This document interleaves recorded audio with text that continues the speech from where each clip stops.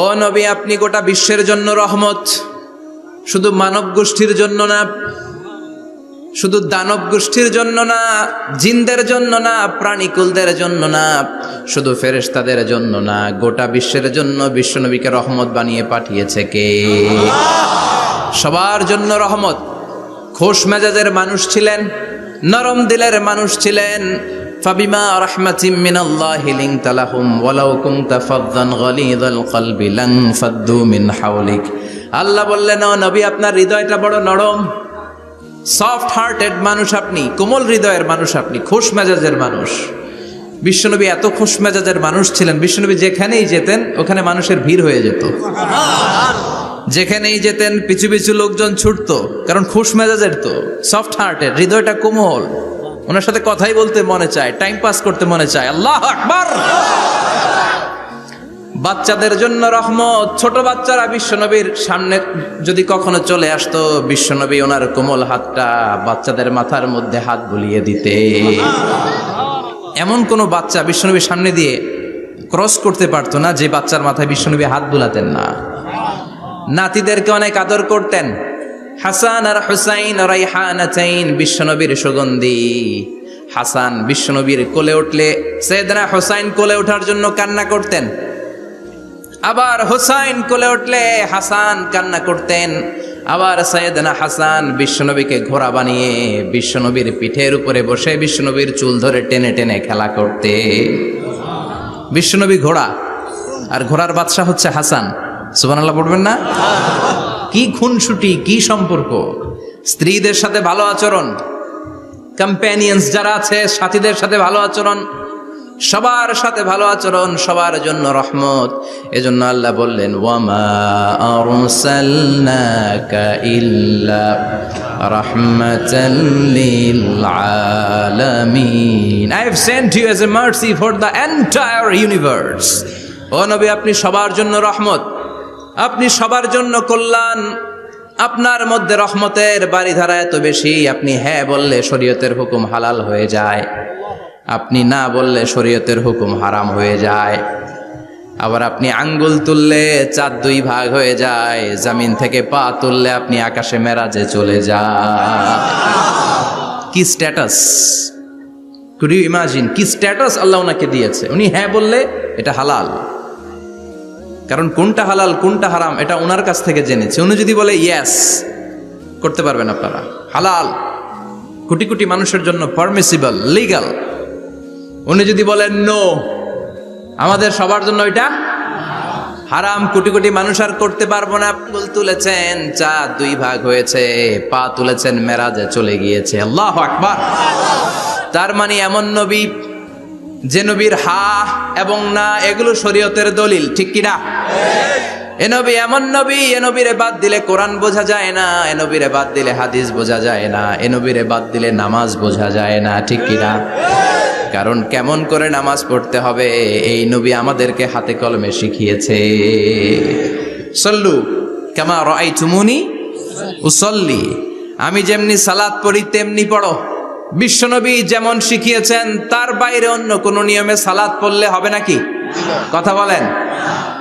ফজরের সালাত 2 রাকাত, আপনি যদি পড়েন 3 রাকাত, কবুল হবে নাকি?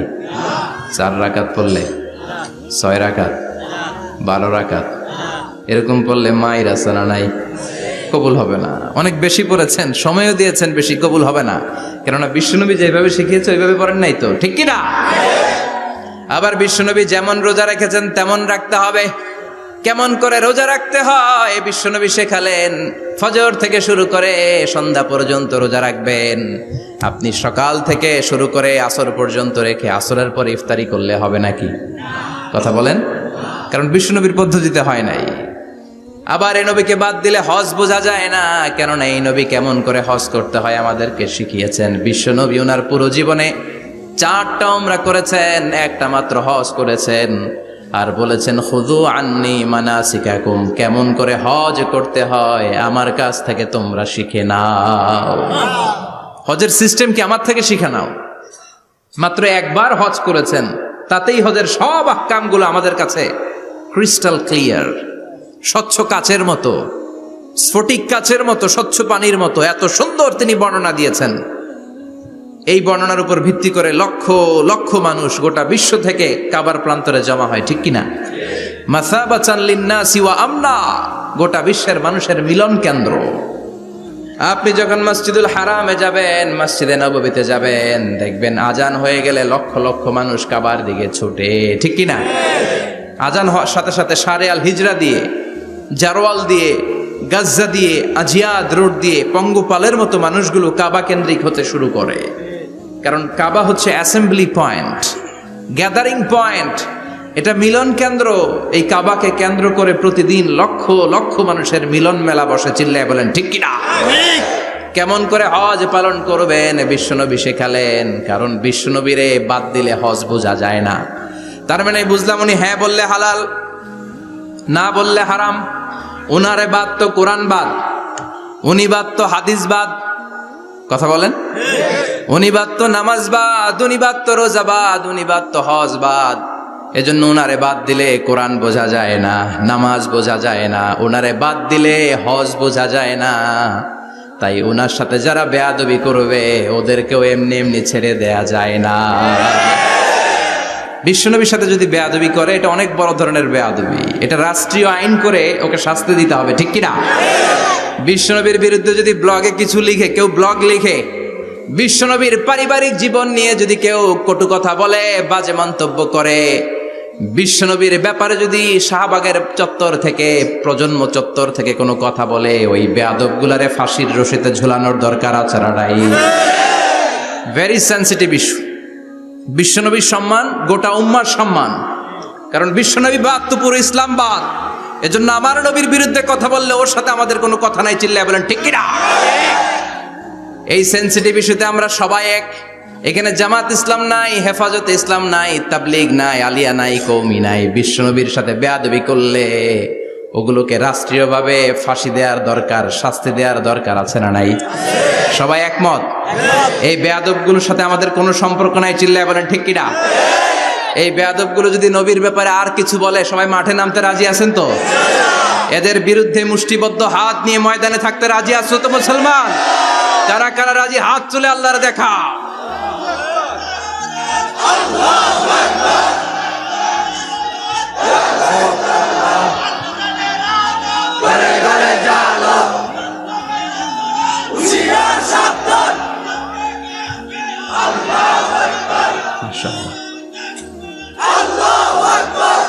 আল্লাহ তুমি কবুল করো।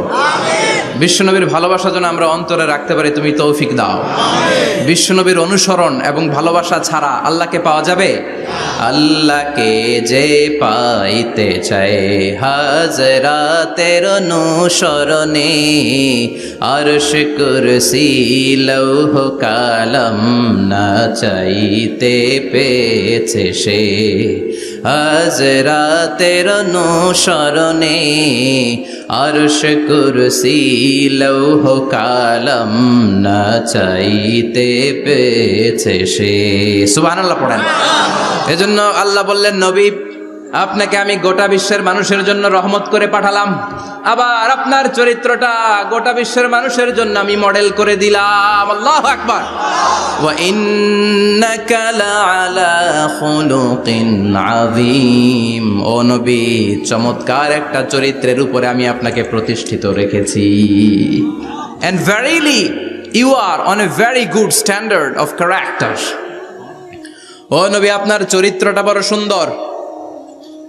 আপনার চরিত্রের মতো গোটা বিশ্বের কারো চরিত্র হতে পারে? পা থেকে মাথা পর্যন্ত বিশ্বনবীর চরিত্রে একটা কালো দাগ বসানোর মতো ক্ষমতা কারো আছে নাকি? কারণ বিশ্বনবীর চরিত্র হলো কোরআনের চরিত্র। মা আয়েশাকে বলা হলো, মা আমাদের পেয়ারা নবীর চরিত্র কেমন ছিল আমাদেরকে বলে শোনান। মা আয়েশা বললেন, ও সাহাবীরা, বিশ্বনবীর চরিত্র ছিল কোরআনের চরিত্র। কানা খুলুকুহু আল কোরআন। বিশ্বনবীর চরিত্র ছিল কোরআনের চরিত্র। পুরো কোরআনে 30 পারাতে থিওরিটিক্যালি যা বলে শোনানো হয়েছে, বিশ্বনবীর জীবনীতে চরিত্রে প্র্যাকটিক্যালি ওই সব কিছু করে দেখানো হয়েছে। পুরো কোরআনে 30 পারাতে থিওরিটিক্যালি যা বলা, বিশ্বনবীর চরিত্রে প্র্যাকটিক্যালি সেটা করে দেখানো। সুবহানাল্লাহ বাড়িতে যে বলেন। আবার বিশ্বনবীর আরেক স্ত্রী উম্মে সালামা বলতেন, ইনদামা ইয়ামশি রাসূলুল্লাহি আলাল আরদি কাআন্নাল কুরআনা ইয়ামশি আলাইহি, যখন বিশ্বনবী রাস্তার উপর দিয়ে হেঁটে যেত মনে হয় কোরআন শরীফটা রাস্তার উপর দিয়ে হেঁটে হেঁটে যায়। কোরআনুল কারীম রাস্তা দিয়ে হেঁটে হেঁটে যাচ্ছে, মনে হচ্ছে যে এটা বিশ্বনবী নয়, এটা জীবন্ত কোরআন। পড়েন আল্লাহু আকবার। এজন্য এই নবীকে আল্লাহ এমন স্ট্যাটাস দিয়েছেন, পৃথিবীর কোন নবীকে তেমন স্ট্যাটাস দিয়েছে নাকি? এই নবীকে আল্লাহ এমন মর্যাদা দিয়েছে, গোটা বিশ্বের কাউকে এমন মর্যাদা দিয়েছে নাকি? এমন কিছু গুণাবলী, ক্যারেক্টারিস্টিক্স আল্লাহ বিশ্ব নবীকে দিয়েছে, পৃথিবীর কোন নবীকে সেগুলো দেয় নাই। সুবহানাল্লাহ। খুশি না বেজার? খুশি তো সবাই। কি দিয়েছেন, কি স্পেশাল এক্সট্রা স্ট্যাটাস আল্লাহ তাআলা বিশ্ব নবীকে দিয়েছেন আমরা শুনি। এক নাম্বার স্ট্যাটাস হলো সাহিবু শাক্কি সাদর। বিশ্ব নবীর সিনা চাক হয়েছে, পৃথিবীর কোন নবীর সেটা হয় নাই। সুবহানাল্লাহ। দুইবার হয়েছে এটা বিশ্ব নবীর জীবনে। হালিমাতু সাদিয়ার বাড়িতে যখন দুধ পান করতে গিয়েছিল তখন হয়েছিল, আবার মেরাজের রাতে হয়েছিল। উম্মে হানির ঘর থেকে চলে সাইয়েদনা জিবরাইল বিশ্ব নবীকে হাতিমে কাবায় শুইয়ে দিলেন, এরপর গলার নিচ থেকে শুরু করে নাভি পর্যন্ত বুকটা কেটে ফেললেন, বিশ্বনবীর হৃদয়টাকে বের করলেন, জামজামের পানি দিয়ে ধৌত করলেন, আবার পেটের ভেতরে হৃদয়টাকে ঢুকিয়ে দিলেন। দিস ইজ কল্ড শাক্কে সাদার। উর্দু ফার্সিতে বলে সিনা চাক, ইংরেজিতে বলে ওপেন হার্ট সার্জারি। সুবহানাল্লাহ পড়বেন না? আমাদের অনেকের ওপেন হার্ট সার্জারি হয় না, গলা থেকে নাভি পর্যন্ত কাটা, সেলাই করে দিলে আবার বাঁচে। এটা বিশ্বনবীর সিনা চাক থেকে আবিষ্কার হয়েছে। পড়েন আল্লাহু আকবার। যে সমস্ত সাহাবারা বিশ্বনবীকে খালি গায়ে দেখেছে, উদম গায়ে দেখেছে, তারা বর্ণনা করেছে দুইটা কাপড় মাঝখান দিয়ে সেলাই করলে যেমনি দাগ দেখা যায়, আমরা বিশ্বনবীর গলা থেকে নাভি পর্যন্ত এরকম সেলাইয়ের দাগ দেখতে পেয়েছি। শাক্কুস সাদর, special status of the last Messenger Muhammad সাল্লাল্লাহু। আর কোন নবীকে আল্লাহ এটা দেয় নাই। খুশি না বেজার? আবার উনি হলেন সাহিবুল মেরাজ। উনার মেরাজ হয়েছে, আর কোন নবীর হয়েছে নাকি? কথা বলেন। বিশ্বনবীর হৃদয়টা বড় ভাঙা, কলিজার টুকরা স্ত্রী খাদিজা নাই, যাকে সবচেয়ে ভালোবাসতেন, সবচেয়ে প্যার করতেন, যাকে মাহাব্বাত করতেন। এবং সাইয়েদাতুনা খাদিজার জন্য বিশ্বনবী মা আয়েশাকে ধমকও দিয়েছেন। সাইয়েদাতুনা খাদিজার কথা যখন বিশ্বনবী বলে বেড়ায় মা আয়েশার কাছে, খাদিজার কথা বললে মা আয়েশা বলতেন, ও নবী, কোন জাহিলি যুগে এক বুড়ি মহিলার সাথে আপনার বিয়ে হয়েছিল, মরে গিয়েছে, কবরে শুয়ে আছে। ওই মহিলার পরে কত সুন্দরী সুন্দরী নারীরা আমরা আপনার ঘরে আসলাম, তারপরে ওই বুড়ির কথা আমাদেরকে বলেন কেন? ওই বুড়ির কথা শোনান কেন? বিশ্বনবী রেগে গেলেন। সাইয়েদাতুনা খাদিজাকে বুড়ি বলার কারণে বিশ্বনবী মা আয়েশার চোয়ালটা এইভাবে চেপে ধরেছে। কোনদিন স্ত্রীর গায়ে হাত তোলেননি, শুধু এই একবার খাদিজাকে বুড়ি বলার কারণে মা আয়েশার থুতনি চেপে ধরেছিলেন। আল্লাহু আকবার। আবার বিশ্বনবী বলতেন, রুজিকতু হুব্বাহা, খাদিজার ভালোবাসা আল্লাহ আমার হৃদয়ে ঢুকিয়ে দিয়েছে। আবার বিশ্বনবী দোয়া করলে বলতেন, ও আল্লাহ, ওই কিয়ামতের ময়দানে যেদিন বন্ধু বন্ধুরে চিনবে না, বাবা ছেলেরে চিনবে না, মা তার মেয়েরে চিনবে না, পীর সাহেব মুরিদরে চিনবে না, মুরিদ পীর সাহেবরে চিনবে না, ওই কঠিন দিনে যেন আমি আমার কলিজার টুকরা খাদিজারে ভুলে না যাই। ওই কঠিন দিনে আমি যেন আমার খাদিজারে চিনতে পারি। সুবহানাল্লাহ। তার মানে ভালোবাসা বেশি না কম? সাইয়েদাতুনা খাদিজা ইন্তেকাল করলেন, জাবালে হাজুনের পাশে ওনার কবর। যারা হজ উমরা করতে গিয়েছেন দেখেছেন না, মক্কায় একটা কবর আছে, এটা মাকবারাতুল মাআলা।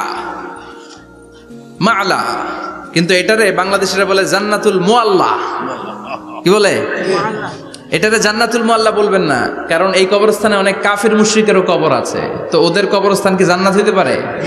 এটাকে মাকবারা বলবেন। মাকবারা মাআলা বা মুআল্লা, আর মদিনায় হচ্ছে মাকবারাতুল বাকিয়া।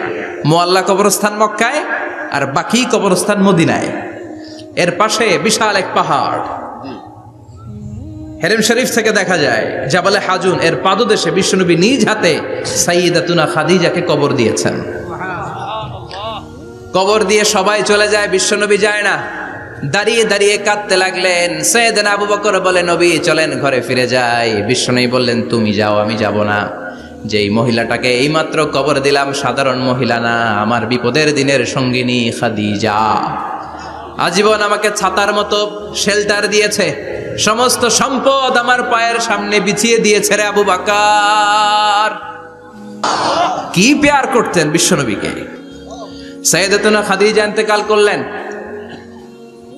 চাচা আবু তালেব ইন্তেকাল করল।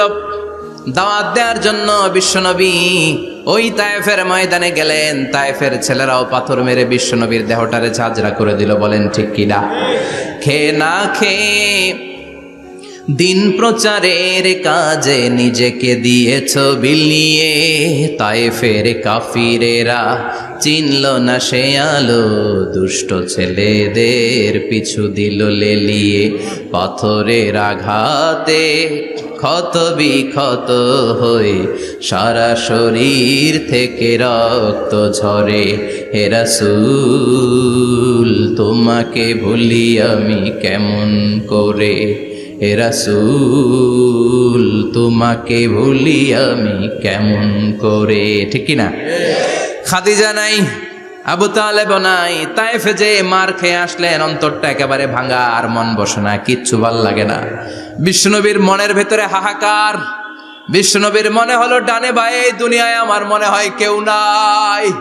বিশ্বনবী দুনিয়ায় বসে কষ্ট পায়, আরশের উপর থেকে এগুলো দেখে কে? আল্লাহ প্ল্যান করছেন কেমন করে আমার বন্ধুর মনটারে ভালো করা যায়। বিশ্বনবীকে স্পেশাল সারপ্রাইজ দেওয়ার জন্য আল্লাহ প্ল্যান করলেন। জিব্রাইল ডেকে বললেন, ও জিব্রাইল, আমার পেয়ারা নবীকে স্পেশাল সারপ্রাইজ দিব, কিন্তু এই সারপ্রাইজের গিফটটা তোমার হাত দিয়ে আমি দিতে চাই না, তুমি দিয়ে আসলে হবে না। আমার পেয়ারা নবীকে দুনিয়া থেকে টান দিয়ে আমার আরশের উপরে নিয়ে আসো। সাহিবুল মেরাজ, যেই নবীর মেরাজ হয়েছে আর কোন নবীর হয় নাই। এই মেরাজ করতে যে কত কাণ্ড, কত প্ল্যান প্রোগ্রাম আল্লাহর। টাইমের স্পিডকে আল্লাহ থামিয়ে দিলেন। মক্কা থেকে উঠিয়ে বিশ্বনবীকে এক মরুভূমিতে রাখা হলো রাতে। বললেন দোয়া করেন। দোয়া করে বিশ্বনবী বললেন, ভাই জিবরাইল, এটা কোন জায়গা, কোথায় দোয়া করব? সাইয়েদনা জিবরাইল বলেন, নবী কিছুদিন পরে এই জায়গায় আপনি হিজরত করে আসবেন, এই জায়গার নাম ইয়াসরিব, মদিনা। দোয়া করলেন। আবার সেখান থেকে তুলে এক পাহাড়ে রাখা হলো। নবী দোয়া করেন। দোয়া করে নবী বললেন, এটা কোন পাহাড়? অন্ধকার, আমি তো কিছু চিনি না। সাইয়েদনা জিবরাইল বললেন, নবী এটা সাধারণ পাহাড় নয়, এই পাহাড়ের কথা আল্লাহ কোরআনে বলেছেন, এই পাহাড়ের কসম আল্লাহ কোরআনে খেয়েছেন। এই পাহাড়টা হলো আপনার ভাই মুসার পাহাড়, তুর পাহাড়। তুর পাহাড়ে তিনি দোয়া করলেন। কত কিছু করে বিশ্বনবীকে আল্লাহর আরশে নিয়ে যাওয়া হলো। সাহিবুল মেরাজ। বিশ্বনবী ছাড়া আর কোন নবীর কি এরকম মেরাজ হয়েছে? সবাই বলেন হয়েছে। এরপর উনি হলেন সাহিবুস শাফা, শাফাতের মালিক। বিশ্বনবী ছাড়া কিয়ামতের ময়দানে কেউ আমাদের জন্য সুপারিশ করতে পারবে না। পাগল হয়ে যাব আমরা। সূর্যটা মাথার কাছে, ক্ষুধায় তৃষ্ণায় জিহ্বাটা কুকুরের মতো বের হয়ে ঝুলতে থাকবে। মাথার মগজগুলো গলে গলে নাকের ছিদ্র দিয়ে, কানের ছিদ্র দিয়ে বেয়ে বেয়ে পড়তে থাকবে। বাবা ছেলের দেখলে দিবে দৌড়, বলবে চিনি না, ইয়া নাফসি, আল্লাহ আমারে বাঁচাও। ঠিক কিনা? পীর সাহেব মুরিদ রে বলবে চিনি না, মুরিদ পীর সাহেব রে বলবে চিনি না, ভাই ভাই রে চিনবে না। সব নবী আর সব উম্মতের একটাই জিকির, ইয়া নাফসি, ইয়া নাফসি। নবীও জিকির করে ইয়া নাফসি, উম্মতও জিকির করে। সবাই সাইয়েদনা আদম রে ধরবে, সাইয়েদনা আদম বলবে আমি পারবো না। নূহের কাছে যাও, সাইয়েদনা নূহ বলবে পারবো না। ইব্রাহিমের কাছে যাও, সাইয়েদনা ইব্রাহিম বলবে পারবো না। মুসা আলাইহিস সালামের কাছে যাও, মুসা আলাইহিস সালাম বলবেন পারবো না। ঈসা আলাইহিস সালামের কাছে যাও, সাইয়েদনা ঈসা আলাইহিস সালাম বলে এত জায়গায় ঘুরে লাভ নাই, জায়গা মতো যাও মিয়া, জায়গা মতো যাও। মাকামে মাহমুদে বিশ্বনবীকে সেজদায় পড়ে থাকতে দেখবা। ওই নবী ছাড়া আজকের এই ভয়ঙ্কর আমাদের সবার বিপদের দিন। এই বিপদের দিনে আল্লাহর সামনে দাঁড়িয়ে কথা বলার মতো সাহস আজকে কারো নাই। বিশ্বনবী কাঁদতে থাকবেন, সেজদায় পড়ে কাঁদবেন। সবার জিকির ইয়া নাফসি, ইয়া নাফসি। বিশ্বনবীর জিকির ইয়া উম্মতি। কাঁদতে কাঁদতে নবী আমার বেহুশ। সবাই বিশ্বনবীর চারদিকে দাঁড়িয়ে থাকবে গোল হয়ে। আমার নবী মাকামে মাহমুদে সেজদায় পড়ে থাকবে। বিশ্বনবীর কান্না দেখে আল্লাহর সহ্য হবে না। আল্লাহ বলবেন ও নবী ইরফা রাসাক, মাথা উঠান। আর সইতে পারি না, সাল তুতা, এবার চান, কি লাগবে আপনার সব দেব। ওয়াশফা তুশাফা, যার জন্য সুপারিশ করবেন তাকেই জান্নাত দিয়ে দেব। বিশ্বনবী বলেন লিকুল্লি নবিয়্যিন দাওয়া মুস্তাজাবা, সব নবীর দুনিয়াতে একটা স্পেশাল দোয়া ছিল, এটাকে বলে দাওয়া মুস্তাজাবা। এই দোয়াটা করলেই কবুল করে নিয়েছে কে? আল্লাহ। সব নবীর ওই দোয়াটা দুনিয়াতেই করেছেন, শুধুমাত্র কেবলমাত্র বিশ্বনবী তার স্পেশাল দোয়াটা আজ পর্যন্ত এখন পর্যন্ত করে নাই। বিশ্বনবী বলেন ওয়া ইন্নী আখতাবিউ দাওয়াতি শাফাআতান লি উম্মতি ইয়াউমাল কিয়ামাহ, আমি আমার দোয়াটা, আমি আমার স্পেশাল সাপ্লিকেশনটা কিয়ামতের দিন কঠিন মুসিবতের কালে তোমরা যখন বিপদে পড়ে যাবা, আমার স্পেশাল দোয়াটা ওই দিন করে আমি তোমাদের সুপারিশ করে জান্নাতে পাঠায়া দেব। সাহিবুশ শাফাআহ, বিশ্বনবী ছাড়া কথা বলার মতো ক্ষমতা, স্পর্ধা, সাহস সেদিন কারো থাকবে না। চিৎকার করে বলেন ঠিক কিনা? আবার উনি সাহিবুল কাউসার, উনি কাউসারের মালিক। আল্লাহ ওনাকে কাউসার দিবেন। অন্য নবীদেরও দিছে না? কথা বলেন, কাউসার দিয়েছে। কি মজার পানি, আহলা মিনাল আসাল, মধুর চাইতেও মিষ্টি, সুইটার দেন হানি, মধুর চাইতেও মিষ্টি। আব্রাদু মিনাস সালজ, বরফের চাইতেও ঠান্ডা। আবিয়াদু মিনাল লাবান, দুধের চাইতেও সাদা। এক ঢোক যে পান করবে আজীবনের জন্য তৃষ্ণা চলে যাবে। সাহিবুল কাউসার, তৃষ্ণার চোটে আমরা পাগল পারা হয়ে বিশ্বনবীর কাউসারের দরবারে যাব। বিশ্বনবী পেয়ালার মধ্যে করে করে আমাদেরকে কাউসার পিলাবেন। এই কাউসারের ক্ষমতাও রব্বুল আলামিন পৃথিবীর কোন নবীকে দেন নাই। সব নবীরাও বিশ্বনবীর কাছে চেয়ে চেয়ে কাউসার সেদিন খাবে। সুবহানাল্লাহ পড়বেন না? সাহিবুল কাউসার, সাহিবুল মিরাজ, সাহিবুশ শাফাআহ, সাহিবুল মাকাম আল মাহমুদ। আজানের পরে দোয়াতে বলি না, আতি মুহাম্মাদিনিল ওয়াসিলাতা ওয়াল ফাদিলা ওয়া বা'আসহু মাকামান মাহমুদা। ও আল্লাহ, আমার নবীর আপনি মাকামে মাহমুদ দেন। মুফাসসিরিন ইকরাম, মুহাদ্দিসিন ইকরাম এই মাকামে মাহমুদ কি, এটার ব্যাখ্যা করতে যে হয়রান হয়েছেন। কেউ বলেছেন কিয়ামতের ময়দানে বিশাল একটা সিংহাসন, কেউ বলেছে জান্নাতের মধ্যে একটা সিংহাসন, কেউ বলেছে না না, আমার আল্লাহর আরশের পাশে স্পেশাল একটা জায়গা আছে, ওই জায়গাটার নাম হলো মাকামে মাহমুদ। ওখানে বিশ্বনবী বসবেন। এই নবীর সাথে কারো স্ট্যাটাসের কোনো তুলনা চলে? কথা বলতে হবে। এই নবীরে গালি দিলে কলিজায় আগুন লাগে না? এই নবীর বিরুদ্ধে কথা বললে মুসলমান সইতে পারে? এমন স্ট্যাটাস হলো আল্লাহ বানালেন, এত মর্যাদা আল্লাহ দিলেন, এত সম্মান দিলেন, গোটা বিশ্বের কোনো নবীরে দেয় নাই। আবার বিশ্বনবী বলতেন নুসিরতু বির-রু'বি মাসিরাতা শাহর, আমাকে আল্লাহ ভয় দিয়ে সাহায্য করেছেন। আমি যেই জায়গায় দাঁড়িয়ে থাকি, আমার ডানে বায়ে সামনে পেছনে 1 মাসের জায়গা পর্যন্ত কোনো কাফির আমার সামনে আসতে পারে না ভয়ে। 1 মাসের জায়গা পর্যন্ত কোনো কাফির যদি দাঁড়ায় থাকে, বিশ্বনবীর জন্য ভয়ে তার কলিজায় ধুকধুকানি শুরু হয়ে যায়।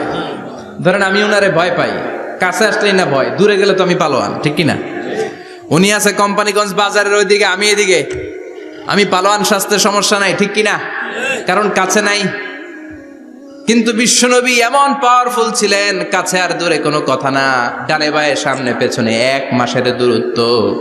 এই লোকেশনের মধ্যে যদি কোনো কাফির মুশরিকের আন্ডা বাচ্চা থেকে থাকে, বিশ্বনবীর ব্যাপারে ভয় তাদের অন্তরের মধ্যে ঢুকিয়ে দেয় কে? এজন্য বিশ্বনবীর সাথে কারো মর্যাদার কোনো তুলনা চলে না। বিশ্বনবী আমাদের মডেল। আমাদের মডেল কে?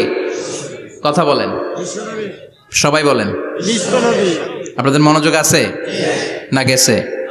জিমাই পড়তেছেন মনে হয়। এটা কিন্তু ক্লাস। আমি সবসময় বলি আমার আলোচনা ক্লাসের মতো মনে করবেন, because I consider all the sitting person in front of me, beside me as a student. আমি যখন কথা বলি সবাইকে আমি স্টুডেন্ট ভাবি, আমাকে শিক্ষক ভাবি। আমার আগে যিনি কথা বলেছেন তখন উনি ছিলেন আমাদের শিক্ষক, আমার পরে কেউ বললে উনি শিক্ষক, আমরা ছাত্র, ঠিক কিনা? কোরআনের ছাত্র হয়ে বাঁচলেও লাভ, মরলেও লাভ, ঠিক কিনা? হাতি মরলেও লাখ টাকা, ঠিক কিনা? কোরআনের স্টুডেন্ট বাঁচলেও লাভ, কোরআনের ছাত্র হয়ে মরলেও। এজন্য শেষ পর্যন্ত মনোযোগের সাথে কথাগুলো শুনতে হবে জীবন পরিবর্তন করার জন্য। রাজি আছেন তো? ঘুমে ধরে নাই তো? কষ্ট হলে আমাকে জানাবেন। কষ্ট হচ্ছে না তো? তাকবীর পড়েন, লিল্লাহে তাকবীর, লিল্লাহে তাকবীর। বিশ্বনবী আমাদের মডেল, ঠিক কিনা? সবাই একমত? দ্বিমত নাই কেউ? অন্য কেউ আমাদের মডেল নাই? শাহরুখ খান, আমির খান, সালমান খান কেউ আমাদের মডেল না। আমাদের মডেল হচ্ছে বিশ্বনবী, ঠিক কিনা? এজন্য আসুন বিশ্বনবীর জীবনী থেকে কিছু মেসেজ আমরা নেই, কিছু শিক্ষা আমরা নেই, যাতে করে জীবনটাকে এনলাইটেন করা যায়, আলোকিত করা যায়। আমরা এই মাহফিলগুলোতে এসেছি আলোকিত হতে, নাকি? আলোকিত মানুষ হয়ে ফিরে যাব। এসে কিছু স্লোগান দিব, হুজুরের চেহারা দেখবো, হুজুরের সাথে মুসাফা করার জন্য, নো নো ওয়ে। এগুলোর জন্য মাহফিল নয়। Consider this program as a class, as a seminar. স্পিকাররা আসবে, কোরআন সুন্নাহর আলোকে কথা বলবে, এগুলো আমরা শুনবো, নোট ডাউন করব, মানার চেষ্টা করব, ঠিক কিনা? মানতে রাজি আছেন তো? সবাই রাজি? সবাই? আল্লাহ তুমি কবুল কর, আমিন। আজকে বিশ্বনবীর জীবনী থেকে 3টা কথা শুনবো। এই 3টা কথা শুনে মানার চেষ্টা করব, তারপরে আমরা একসাথে বিদায় নিব। পড়েন ইনশাআল্লাহ। প্রথমে জানবো আমার নবী দেখতে কেমন ছিলেন। জানতে মনে চায় না? চাঁদের চেয়ে সুন্দর ছিলেন, ঠিক কিনা? চাঁদের চেয়ে সুন্দর তুমি নবী আমার কামলিওয়ালা। চাঁদের চেয়ে সুন্দর তুমি নবী আমার কামলিওয়ালা। দু জাহানের বাদশা তুমি প্যারা নবী সাল্লে আলা। দু জাহানের বাদশা তুমি প্যারা নবী সাল্লে আলা। চাঁদের চেয়ে সুন্দর তুমি নবী আমার কামলিওয়ালা, ঠিক কিনা? আমরা হাদিসের আলোকে দেখার চেষ্টা করব আসলে তিনি কতটা সুন্দর ছিলেন। তাহলে প্রথমে শুনবো উনি দেখতে কেমন ছিলেন, তারপর শুনবো ওনার আচরণ কেমন ছিল। দেখতে কেমন ছিলেন মানে বাহিরটা কেমন, আর আচরণ মানে ভিতরটা কেমন, ঠিক কিনা? 3 নম্বরে আমরা শুনবো ওনার মেধা, বুদ্ধি, ইন্টেলেকচুয়াল ক্যাপাসিটি কেমন ছিল। কষ্ট হয়ে যাচ্ছে না তো? আলোচনা কঠিন মনে হচ্ছে? তাহলে প্রথমে শুনবো ফিজিক্যাল ক্যারেক্টারিস্টিক্স, তারপরে শুনবো বিহেভিয়ারিয়াল ক্যারেক্টারিস্টিক্স, এন্ড ফাইনালি আমরা শুনবো ইন্টেলেকচুয়াল ক্যারেক্টারিস্টিক্স।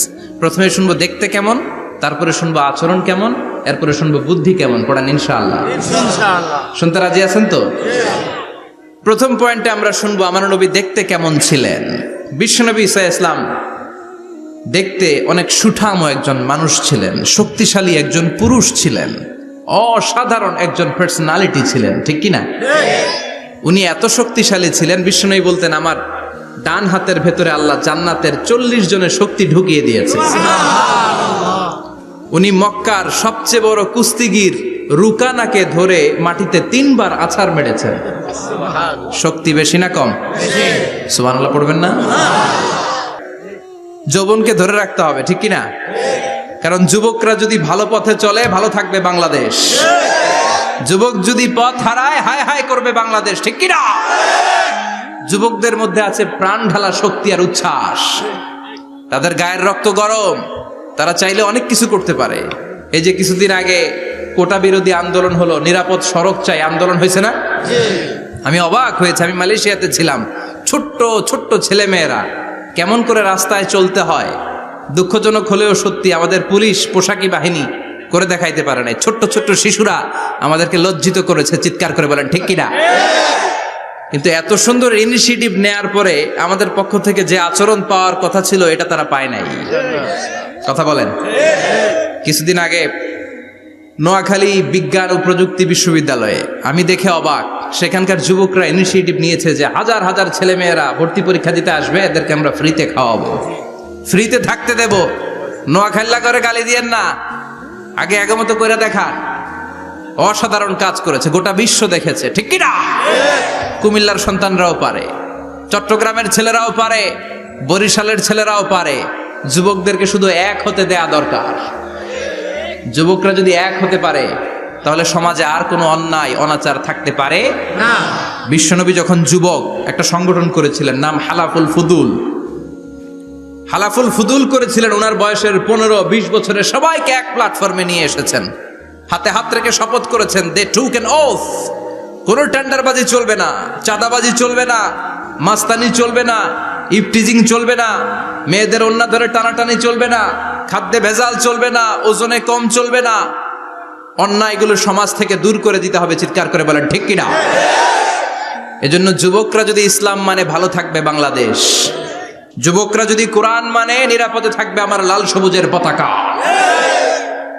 এজন্য যুবকদেরকে সংঘবদ্ধ হতে হবে, যুবকদের জন্য ইসলাম প্র্যাকটিস করার সুযোগ আমাদের জন্য বাড়াইতে হবে।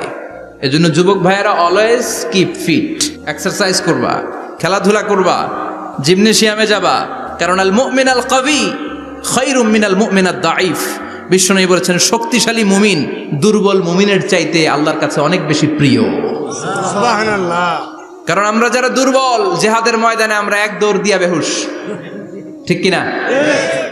এই যে 71 সালে পাক হানাদার বাহিনীদের সাথে যুদ্ধ করছে কি বুড়া মানুষেরা? না, আমার দামাল ছেলেরা, যুবক ভাইয়েরা। বিশ্বনবী সাল্লাল্লাহু আলাইহি ওয়াসাল্লাম অলওয়েজ ফিট থাকতেন। ওয়া কানা কাফফুহু আলিয়ানু মিনাদ দিবাজ। বিশ্বনবীর হাত, এই হাতের তালু রেশমের কাপড়ের চেয়ে বেশি সফট ছিল। সফটার দেন সিল্ক, সফটার দেন সিল্ক, সিল্কের চাইতে বেশি সফট। সিল্কের কাপড় ছিলেন না, জর্জেটের কাপড়, ধরতে কোমল লাগে, মোলায়েম লাগে। বিশ্বনবীর হাতের তালু এর চাইতে মোলায়েম। এই জন্য এই মোলায়েম হাত যদি কেউ মুসাফা করার সুযোগ পাইতো, কেউ আর হাত ছাড়তে চাইতো না। আর বিশ্বনবীর অভ্যাস ছিলেন, বিশ্বনবী কারোর সাথে মুসাফা করলে, যার সাথে মুসাফা করেছেন উনি হাত টেনে না নিলে বিশ্বনবী ওনার হাত টেনে নিতেন না। আল্লাহু আকবার পড়বেন না? কি অসাধারণ ব্যক্তিত্ব ছিল, হাতের তালু ছিল সফটার দেন সিল্ক। ওয়া কানা রাবাআতাম মিনাল কওম লাইসা বিত-তাবিল ওয়ালা বিল কাসীর। বিশ্বনবী দেখতে একজন মাঝারি গড়নের লোক ছিলেন, খুব লম্বাও না, খুব খাটোও না। খুব বেশি লম্বাদেরকে ভাল লাগে? কথা বলে তাকাইতে গেলে টুপি পরে যাওয়ার সম্ভাবনা আছে। খুব খাটো যারা, এদেরকেও কিন্তু দেখতে অতটা ভাল লাগে না। বিশ্বনবী ছিলেন ব্যালেন্সড, মাঝারি ধরনের। লাইসা বিত-তাবিল ওয়ালা বিল কাসীর। কিভাবে আল্লাহ চুজ করেছেন ওনার পেয়ারা হাবিবকে, পড়েন সুবহানাল্লাহ। ওয়া কানা আযহারাল লাউন। ফর্সা রঙের মানুষ ছিলেন, ব্রাইট কালার। কি কালার? Bright colour. সিভি যারা লিখেন কারিকুলাম ভিটা, ওইখানে স্কিন কালার লিখতে হয়। আপনি কি ফর্সা না কালো? কালো হলে ব্ল্যাক কালার, ফর্সা হলে ব্রাইট কালার। বিশ্বনবী ছিল ব্রাইট কালার, ফর্সা রঙের মানুষ। কতটা সুন্দর ছিলেন!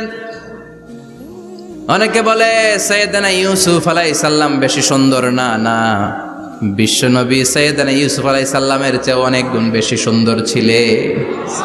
বিশ্বনবী বলতেন আনা মালিহুন ওয়া আখি ইউসুফু সাবিহুন। আমি বিশ্বনবী মালিহ। আলেম যারা আছেন উত্তর দেন আরবিতে। মিলহুন মানে কি? লবণ। তার মানে মালিহ মানে লাবণ্যময়। বিশ্বনবী লাবণ্যময় সুন্দর ছিলেন, আর ইউসুফ আলাইহিস সালাম সাদা সুন্দর ছিলেন। এদিকে লাবণ্যময়, এদিকে সাদা, কোনটা ভাল লাগবে? কথা কন। তার মানে বিশ্বনবীর গায়ের স্কিন ছিল ব্রাইট কালার, ফর্সা রঙের মানুষ ছিলেন, মাঝারি সাইজের মানুষ ছিলেন, সিক্স প্যাকের মানুষ ছিলেন। ওয়া কুবিদা ওয়া লাইসা ফি রাসিহি ওয়া লিহিয়াতিহি 20 শাআরা বাইদা। ইন্তেকালের আগে দাড়ি আর চুল মিলে 20টা দাড়ি চুলের বেশি পাকে নাই। সুবহানাল্লাহ পড়বেন না? দাড়ি আর চুল মিলে মোট পাকছিল কয়টা? অনেকে বলে হুজুর স্বপ্নের ব্যাখ্যা দেন। কি স্বপ্ন দেখেছেন? তিনি বললেন আমি স্বপ্নে দেখেছি একজন লোক আল্লাহ রাসূলের কবর থেকে উঠে এসেছে। তাই নাকি? উনি জানতে চাচ্ছে যে এটা আল্লাহ রাসূল কিনা। আমি বললাম চেহারা কেমন দেখেছেন? বলে হুজুর আমি দেখলাম ধবধবে সাদা দাড়ি, ধবধবে সাদা চুল। তার মানে উনি কি আল্লাহ রাসূলকে দেখেছে? না, আল্লাহ রাসূলের ধবধবে সাদা চুল ছিল না, ধবধবে সাদা দাড়ি ছিল না। ইন্তেকালের আগে দাড়ি আর চুল মিলে পাকছিল কয়টা? কোম্পানিগঞ্জের ভাইয়েরা মনে থাকবে? দাড়ি আর চুল মিলে পেকেছিল কয়টা? কেমন করে পাকবে? উনি তো জাইতুনের তেল মালিশ করতেন। সুবহানাল্লাহ। এজন্য আল্লাহ কসম করে বললেন ওয়াত্তিনি ওয়াজ-জাইতুনি ওয়া তুরি সিনিন ওয়া হাদাল বালাদিল আমিন তিন ফলের কসম, জাইতুনের কসম, এই তিন জাইতুন যারা খাবে তাদের দাড়ি চুল সহজে পাকবে না। জাইতুন চিনেন? Olive oil. জলপাই আছে না, আরব দেশের জলপাইকে বলে জাইতুন। তাম্বুতু বিদ্দিহিনি ওয়া সিবগিল লিল আকিলিন। এটার অনেক কাজ। এটা খাওয়া যায়, মালিশ করা যায়, আবার এই জাইতুনের ডাল ভেঙে মেসওয়াকও করা যায়। বলেন ঠিক কিনা?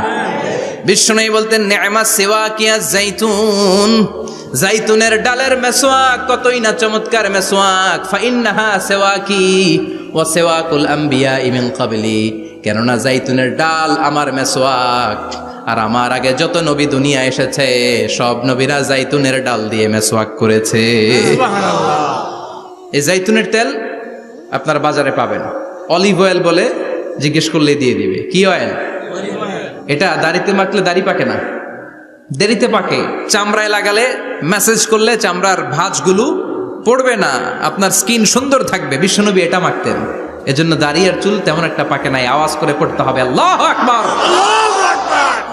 তুলুশ শাআর ইলা শাহমাতাইল উযুন। এবার শুনি বিশ্বনবীর চুল কেমন ছিল। বিশ্বনবীর চুল মাঝে মাঝে এই কানের লতি বরাবর আসতো। ইলা শাহমাতাইল উযুন মানে বড় চুল রাখতেন। হেয়ার কাটটা ছিল লং হেয়ার কাট, মাঝে মাঝে কানের লতির মাঝামাঝি, আর কখনো কখনো কাঁধ বরাবর। ইলাল মানকিবাইন, তিন সিস্টেমে রাখতেন। কানের মাঝ, কানের লতি, কাঁধ বরাবর। ইয়াংরা মহা খুশি যে বড় চুল রাখার দলিল পাইছি। সুন্নতের নিয়তে রাখতে হবে, একটা ভদ্র কাটিং হইতে হবে। আর ইউনিভার্সিটি আর স্কুলের স্টুডেন্ট হলে ইউনিভার্সিটির ড্রেস কোড, হেয়ার কাট মেনে চলতে হবে, ঠিক কিনা? আর সুন্নাতের নিয়তে যদি রাখতে চাও একটা ভদ্রতা থাকতে হবে, একটা সৌন্দর্য থাকতে হবে। ইদানিং অনেক ছেলেরা খুব অদ্ভুত কাটিং দেয়, এই হেয়ার কাটগুলো নিষিদ্ধ। একটা হেয়ার কাট আছে কাজাহ, নাহা রাসূলুল্লাহি আনিল কাজাহ। বিশ্বনবী কাজাহ কাটিং দিতে নিষেধ করেছেন। কাজাহ মানে চুলের কিছু অংশ ট্রিম করে চামড়ার সাথে লাগানো, কিছু অংশ বড় বড়, এরকম আছে না নাই? এটারে আমি বলি ঘোড়া কাটিং। কি কাটিং? ঘোড়া কাটিং। ঘোড়ার মাথায় এরকম লম্বা চুল আছে না নাই? কেউ যদি এখানে থেকে থাকো মাইন্ড করো না, নেক্সটে আর এই হেয়ার কাট নিবা না, ঠিক কিনা? রাজি আছি তো? আমার যুবকরা পছন্দ করে বেশি, আমিও পছন্দ করি ওদেরকে খুব বেশি। ওরা আমার কথা বুঝে বেশি, আমিও ওদের হৃদয়ের কথা বুঝি বেশি, এজন্য এগুলো ভালোবেসে বলি।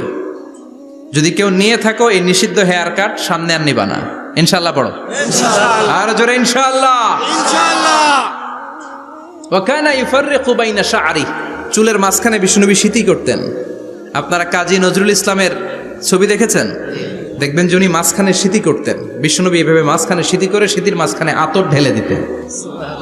কেন ঢেলে দিতেন? যেখানেই সেজদা দিতেন ওই জায়গায় আতরের ঘ্রাণে আমোদ হয়ে যেত। আরিদুস সদর, বুকটা ছিল প্রশস্ত। ওয়া কানা বাইনা কাতিফাইহি খাতামুন নবুওয়া, আর পিঠের মধ্যে কাজিররিল হাজালা, কবুতরের ডিমের মতো একটা মাহরুন নবুওয়া ছিল। উনি যে শেষ নবী, উনি যে প্রফেট, দ্য লাস্ট মেসেঞ্জার, এটা প্রমাণ আল্লাহ সিল মেরা দিছে। বাম দিকের কাঁধে, ডান দিকে না। কোন দিকে? সাহাবারা যারা এটা দেখেছেন তারা বলেছেন যে আমরা দেখেছি এর মধ্যে কিছু চুলও ছিল, একটু লালচে ছিল, একটু উঁচু ছিল। একদিন বিশ্বনবী বললেন, বান্দার কোনো হক আল্লাহ কোনোদিন ছেড়ে দেয় না। আল্লাহর হক আল্লাহ মাফ করে, বান্দার হকের মাফ নাই। যদিও আমি নবী, আমার উপর যদি কোনো হক থাকে বলো, আমি দিয়ে দেব। কোন সাহাবী দাঁড়ায় না। এক সাহাবী দাঁড়িয়ে বললেন, নবী, যুদ্ধের ময়দানে চাবুক চালানোর সময়, লাঠি চালানোর সময় এক কাফেরকে মারতে যেয়ে আপনার লাঠির বাড়ি আমার পিঠের মধ্যে পড়েছে। আপনি যেহেতু এই কেসাসটা আদায় করতে চান, আপনার পিঠে আমি লাঠির বাড়ি মেরে এটারে শোধবোধ করে দিতে চাই। সাইয়েদনা ওমরে ফারুক হাতের জামা এরকম পড়তে শুরু করছে, আয় এদিকে আয়, তোরে শোধবোধ করাই। বিশ্বনবী বললেন, ওমর রাখো, এটা বান্দার হক, মিটাতে দাও। বিশ্বনবী বললেন, আসো তুমি এসে আমার পিঠে লাঠি দিয়ে চাবুক দিয়ে বাড়ি মারো। সাহাবী বলে, ও নবী, তখন দুর্ভিক্ষের সময়ের যুদ্ধ ছিল, আমাদের গায়ে জামা ছিল না। যখন আপনি আমার চাবুকটা পিঠের মধ্যে মেরেছেন, আমার পিঠে তখন জামা ছিল না। আপনি যদি যথা নিয়মে কেসাসটা আদায় করতে চান, আপনার জামাটা খুলেন, খালি পিঠের মধ্যে বাড়িটা মারিস। এবার আর ওমরে ফারুকরে ধরে কে? এদিকে আয়, তোরে দেখাইতেছি। বিশ্বনবী বললেন, ওমর থামো, মারতে দাও। বিশ্বনবী উনার জুব্বাটা উপরের দিকে উঠালেন, পিঠের মধ্যে বাড়ি দেওয়ার জন্য ওই সাহাবীকে ডাকলেন। ওই সাহাবী বিশ্বনবীকে পিছন দিক থেকে জড়িয়ে ধরে ওই মোহরে নবুয়তের মধ্যে চুমু দিয়ে ফেলেছে। সাহাবী বললেন, নবী গো, এই নাটক করার জন্য আপনি আমারে মাফ করে দিয়েন। আপনি বিশ্বনবী, উদম গায়ে আপনারে দেখা যায় না, খালি গায়ে আপনারে দেখা যায় না। শুনেছি আপনার পিঠের মধ্যে মোহরে নবুয়ত আছে। অনেক দিনের সাধনা, জল্পনা কল্পনা, আপনার মোহরে নবুয়তে আমার ঠোঁটটা আমি লাগাবো। আপনার মোহরে নবুয়তের মধ্যে আমার ঠোঁটটা লাগিয়ে আমার ঠোঁটটারে আমি জাহান্নাম থেকে পরিত্রাণ করাবো।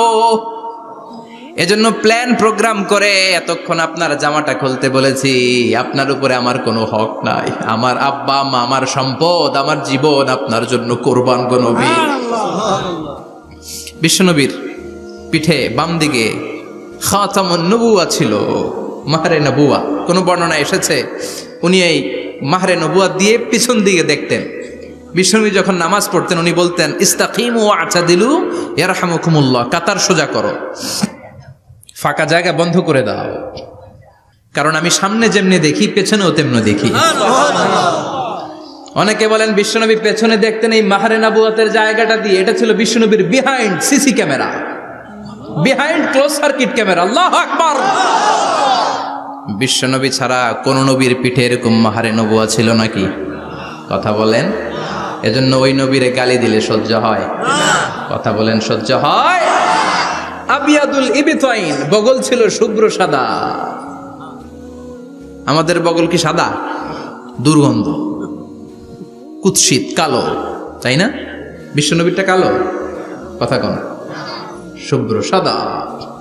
আমরা দোয়া করি এভাবে। বিশ্বনবী মাঝে মাঝে দোয়া করতে করতে বৃষ্টির জন্য যখন দোয়া চাইতেন, আরাফার ময়দানে যখন দোয়া চাইতেন, দোয়া করতে করতে হাতটারে উপরের দিকে করতেন। সবাই এরকম হাত তোলেন, সবাই হাত তোলেন।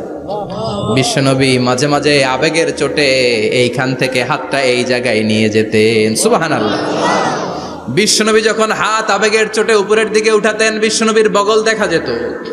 সাহাবারা বলতেন, হাত্তা ইরা বায়াদু ইবতাইহি, এই সুযোগে আমরা দেখতাম ওনার বগলটা ধবধবে সাদা, কোনো দাগ ছিল না। মুস্তাওয়াল জাবিন, প্রশস্ত ললাট ছিল।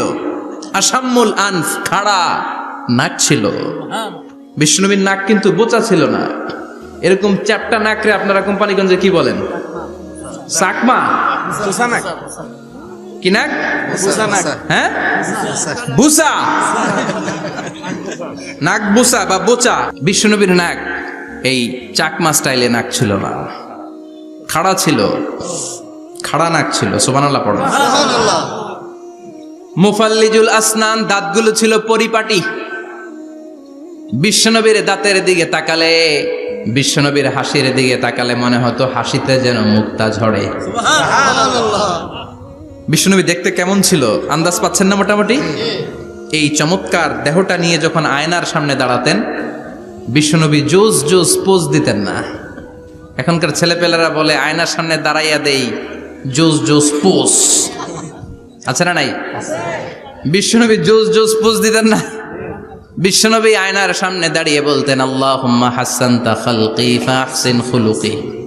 ও আল্লাহ, আমার চেহারাটা যেমনি আপনি সুন্দর বানিয়েছেন, আমার হৃদয়টারেও সুন্দর করে দেয়। What a attitude, what an attitude! কি অ্যাটিটিউড ছিল ওনার!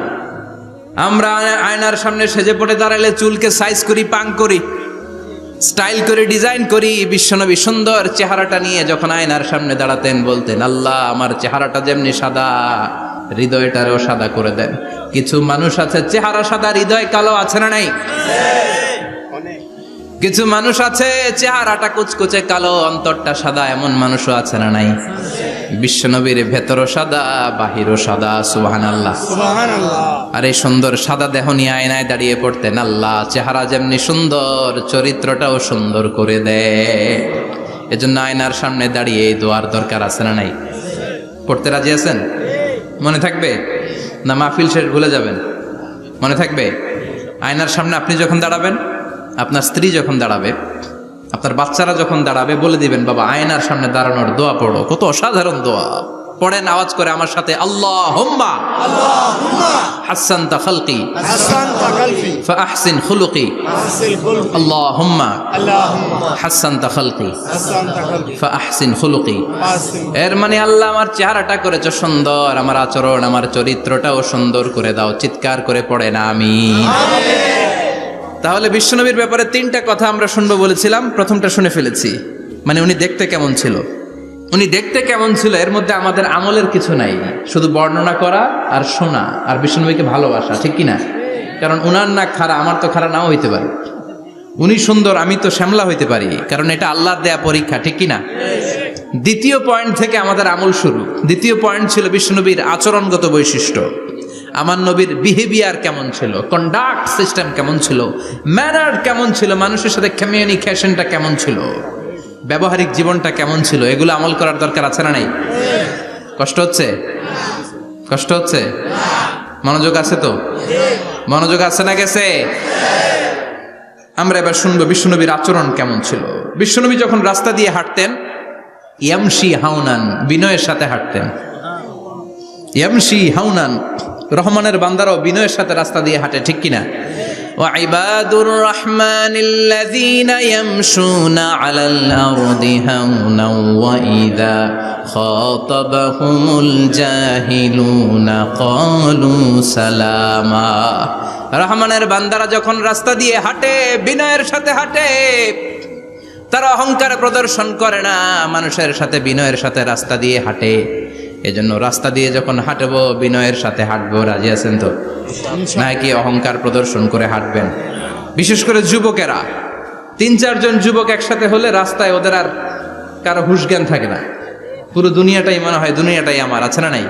না, মুরব্বীকেও সম্মান করবা, মহিলাদেরকে সম্মান করবা, তোমার জায়গায় তুমি হাঁটবা, ভদ্রভাবে হাঁটবা। ভদ্রভাবে হাঁটার দরকার আছে না নাই? উনি মুরব্বী, একদিন উনিও তোমার মতো যুবক ছিল, ঠিক কিনা? এই যে আমার কালো দাড়ি আজীবন কালো থাকবে? কথা বলেন। উনার সাদা দাড়ি ছোটবেলায় মনে সাদা দাড়ি নিয়ে আসছিল না? হ্যাঁ, উনিও একদিন তাগড়া যুবক ছিল। উনিও কোম্পানিগঞ্জ বাজারে দাঁড়ালে লোকজন তাকিয়ে থাকতো, ঠিক কিনা? তার মানে রং ধরা যৌবন জং ধরে শেষ। যৌবন সব সময় থাকে না, সার্টেন একটা পিরিয়ডের জন্য আল্লাহ দিয়েছে। এজন্য যুবক ভাইরা, তোমাদের রক্ত গরম, তোমাদেরকে বিনয়ী হতে হবে বেশি, ঠিক কিনা? রাজি আছো তো সবাই? বিশ্বনবী বিনয়ের সাথে হাঁটতেন। ওয়াকানা ইয়াতাবাসসাম, সবসময় মুচকি হাসতেন। কি করতেন? মুচকি হাসেন তো আপনারা? হাসেন না? মুচকি হাসবেন, কারণ মুচকি হাসতে পয়সা লাগে না। লাগে? মুচকি হাসি দেন তো একটা। এই যে সবার এখন মুচকি হাসি, পয়সা লাগছে? কথা কর। তাবাসসুমুকা ফি ওয়াজহি আখিকা সাদাকা, you smile to your brother, it's a charity. তুমি তোমার ভাইয়ের দিকে তাকিয়ে যে মুচকি হাসবে, এত সদকা দেওয়ার সওয়াব হয়ে যাবে। সুবহানাল্লাহ। বিশ্বনবী সব সময় মুচকি হাসতেন। হাসি 3 ধরনের, তাবাসসুম, দিহক, কাহকাহা। কাহকাহা মানে অট্ট হাসি, আলিফ লাইলার দত্তরা যেমন হাসি দেয় ওই হাসি। এটা নামাজের মধ্যে কেউ দিলে নামাজও শেষ, ওযুও শেষ। আর দিহক, হালকা আওয়াজে হাসি, সামান্য দাঁত দেখা যায় মাঝে মাঝে। বিশ্বনবী মজা করে এরকম হাসি দিতেন, কিন্তু সব সময় বিশ্বনবীর ঠোঁটের মধ্যে মুচকি হাসি লেগেই থাকতো। তাহলে আমরা বিনয়ের সাথে হাঁটবো, নাম্বার 1। নাম্বার 2, সবসময় মুচকি হাসবো। রাজি আছেন? ঘরে যেই স্ত্রীকে একটা মুচকি হাসি দিবেন, আজকে রাতেই দিবেন, যেই একটা মুচকি হাসি। রাজি আছেন? হ্যাঁ, ভালোবাসা বাড়াই দিবে কে? কথা কয় না। ভালোবাসার কথা আসলে আওয়াজ কমে যায়। ভালোবাসার কথাও কোরআনে আছে না নাই? আল্লাহু আকবার। আল্লাহ দাম্পত্য জীবনের ভালোবাসা তুমি বাড়িয়ে দাও, আমিন। ইযাল তাফাতা ইলতাফাতা জামিআন, ইযাল তাফাতা ইলতাফাতা জামিআন। বিশ্বনবীর যদি ডানে বায়ে কোথাও তাকানোর দরকার হতো, উনি আর চোখে তাকাতেন না। অনেকে এইভাবে বসে আছে, ডানে এমনে তাকায়, এমনে আছে না নাই? এইভাবে এমনে তাকায়, আছে না নাই? এভাবে তাকানো যাবে না। বিশ্বনবী ডানে তাকানোর দরকার হলে ইলতাফাতা জামিআন, অ্যাবাউট টার্ন, ঘুরে যেতেন, ঘুরে এইভাবে তাকাতেন। আবার বায়ে তাকানোর দরকার হলে বুকটা নিয়ে, শরীরটা নিয়ে ঘুরে যেতেন, এইভাবে তাকাতেন। সুবহানাল্লাহ পড়বেন না? আর চোখে তাকানো কি ভালো স্বভাব? বিশ্বনবী ইদাল তাফাতা ইলতাফাতা জামিআন, যেদিকে তাকাবেন ওদিকে ফুল্লি মনোনিবেশ করতেন, তারপরে তাকাতেন। সুবহানাল্লাহ পড়েন। ওয়া কানা মুস্তাহিয়ান, লাজুক ছিলেন, বেশ লাজুক।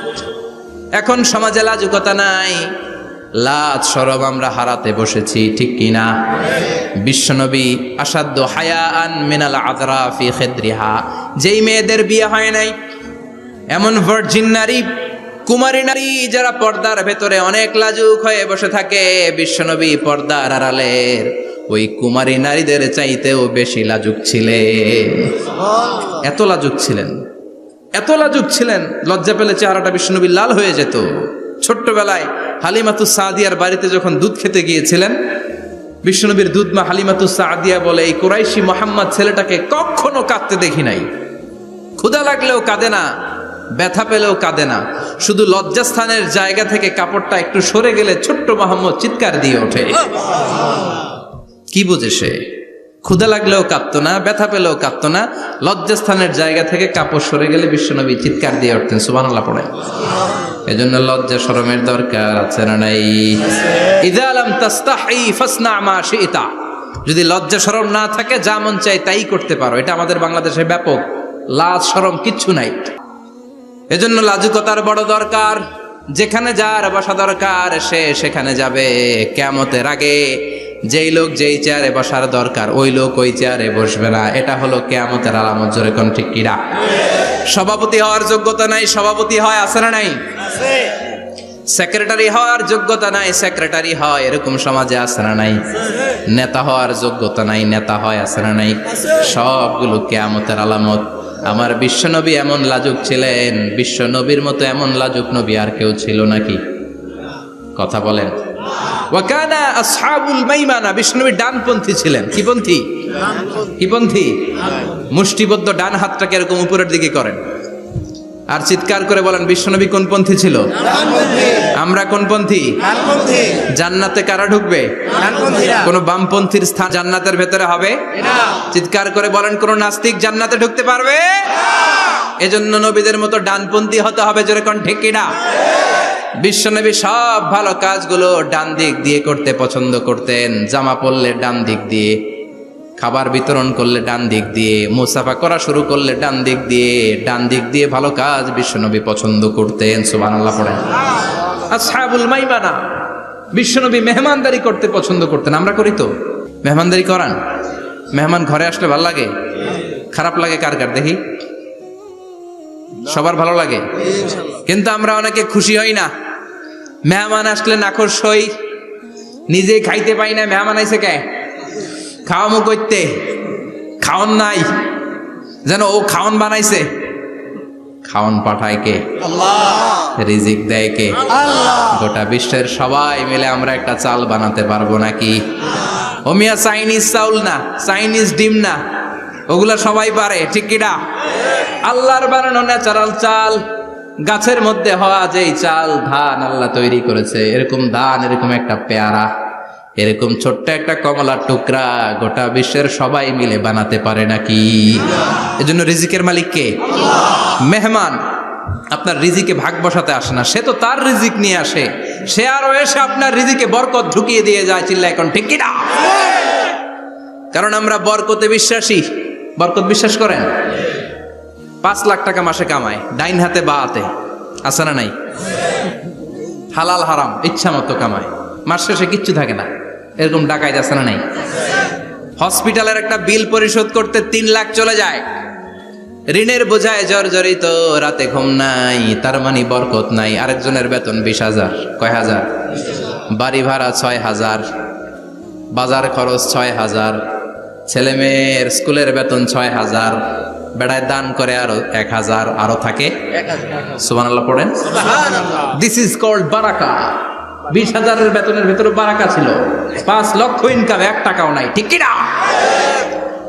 এজন্য কোটি টাকার মালিক দেখলে মনে করবেন না অনেক সুখ।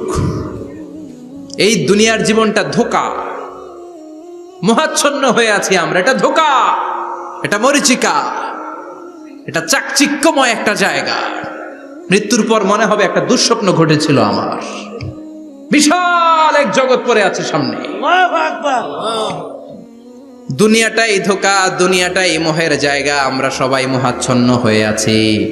দুনিয়ার উদাহরণ হলো 3টা লাশ আর 4টা স্বর্ণের টুকরার সমান। 3জন যুবক কাজের জন্য বেরিয়েছে, পথিমধ্যে 4টা স্বর্ণের টুকরা পেয়েছে। যুবক কয়টা? স্বর্ণ পাইছে কয়টা? মহা খুশি, খুশিতে বাকবাকুম। 4টা স্বর্ণের বড় বড় টুকরা পাইছে। আমরা আজীবন খেলে বসে খেয়ে যেতে পারবো, কিচ্ছু লাগবে না আমাদের। 3 বন্ধু বলে ভাগ করি, আরেকজন বলে ক্ষুধা লাগছে। একজন যা বাজার থেকে রুটি কিনে নিয়ে আয়, খাওয়ার পরে ভাগ করবো। একজন রুটি কিনতে গেল, শয়তান 2টারে বুঝায়, ওইটারে মারতে পারলে ভাগ বটোয়ারা সহজ হবে। তোরা 2 জন স্বর্ণ 4টা, তুই নিবি 2টা, ও নেবে 2টা। হিসাব সহজ না? 2 বন্ধু প্ল্যান করছে, ওইটারে মাইরা তুই 2টা আমি 2টা। যেটা রুটি আনতে গেছে প্ল্যান করেছে, রুটির মধ্যে বিষ মিশায় নেই। কি মিশাবো? বিষ। তাহলে বিষ খাওয়া রুটি খেয়ে ওই 2টা সে সব পাবে, আমি পাবো। ভাগাভাগির কিছু নাই, সব যাবে আমার কাছে। 4টা স্বর্ণের টুকরার মালিক আমি। রুটির মধ্যে বিষ মেখে নিয়ে এসেছে। ওই 2 বন্ধু প্ল্যান অনুযায়ী ওইটারে ধরে মেরে ফেলছে। এবার মহা খুশি। এক বন্ধু কয়, এবার তো ভাগ বটর আর কিছু নাই, তুই 2টা আমি 2টা, আগে খাইয়া লইস। আগে খাওয়ার পরে এই 2টাও নাই। 3টা লাশ, 4টা স্বর্ণের টুকরা, এটাই তো দুনিয়ার জীবন, ঠিক কিনা? আসল জীবন কবর থেকে শুরু হবে, কোন ঠিক কিনা?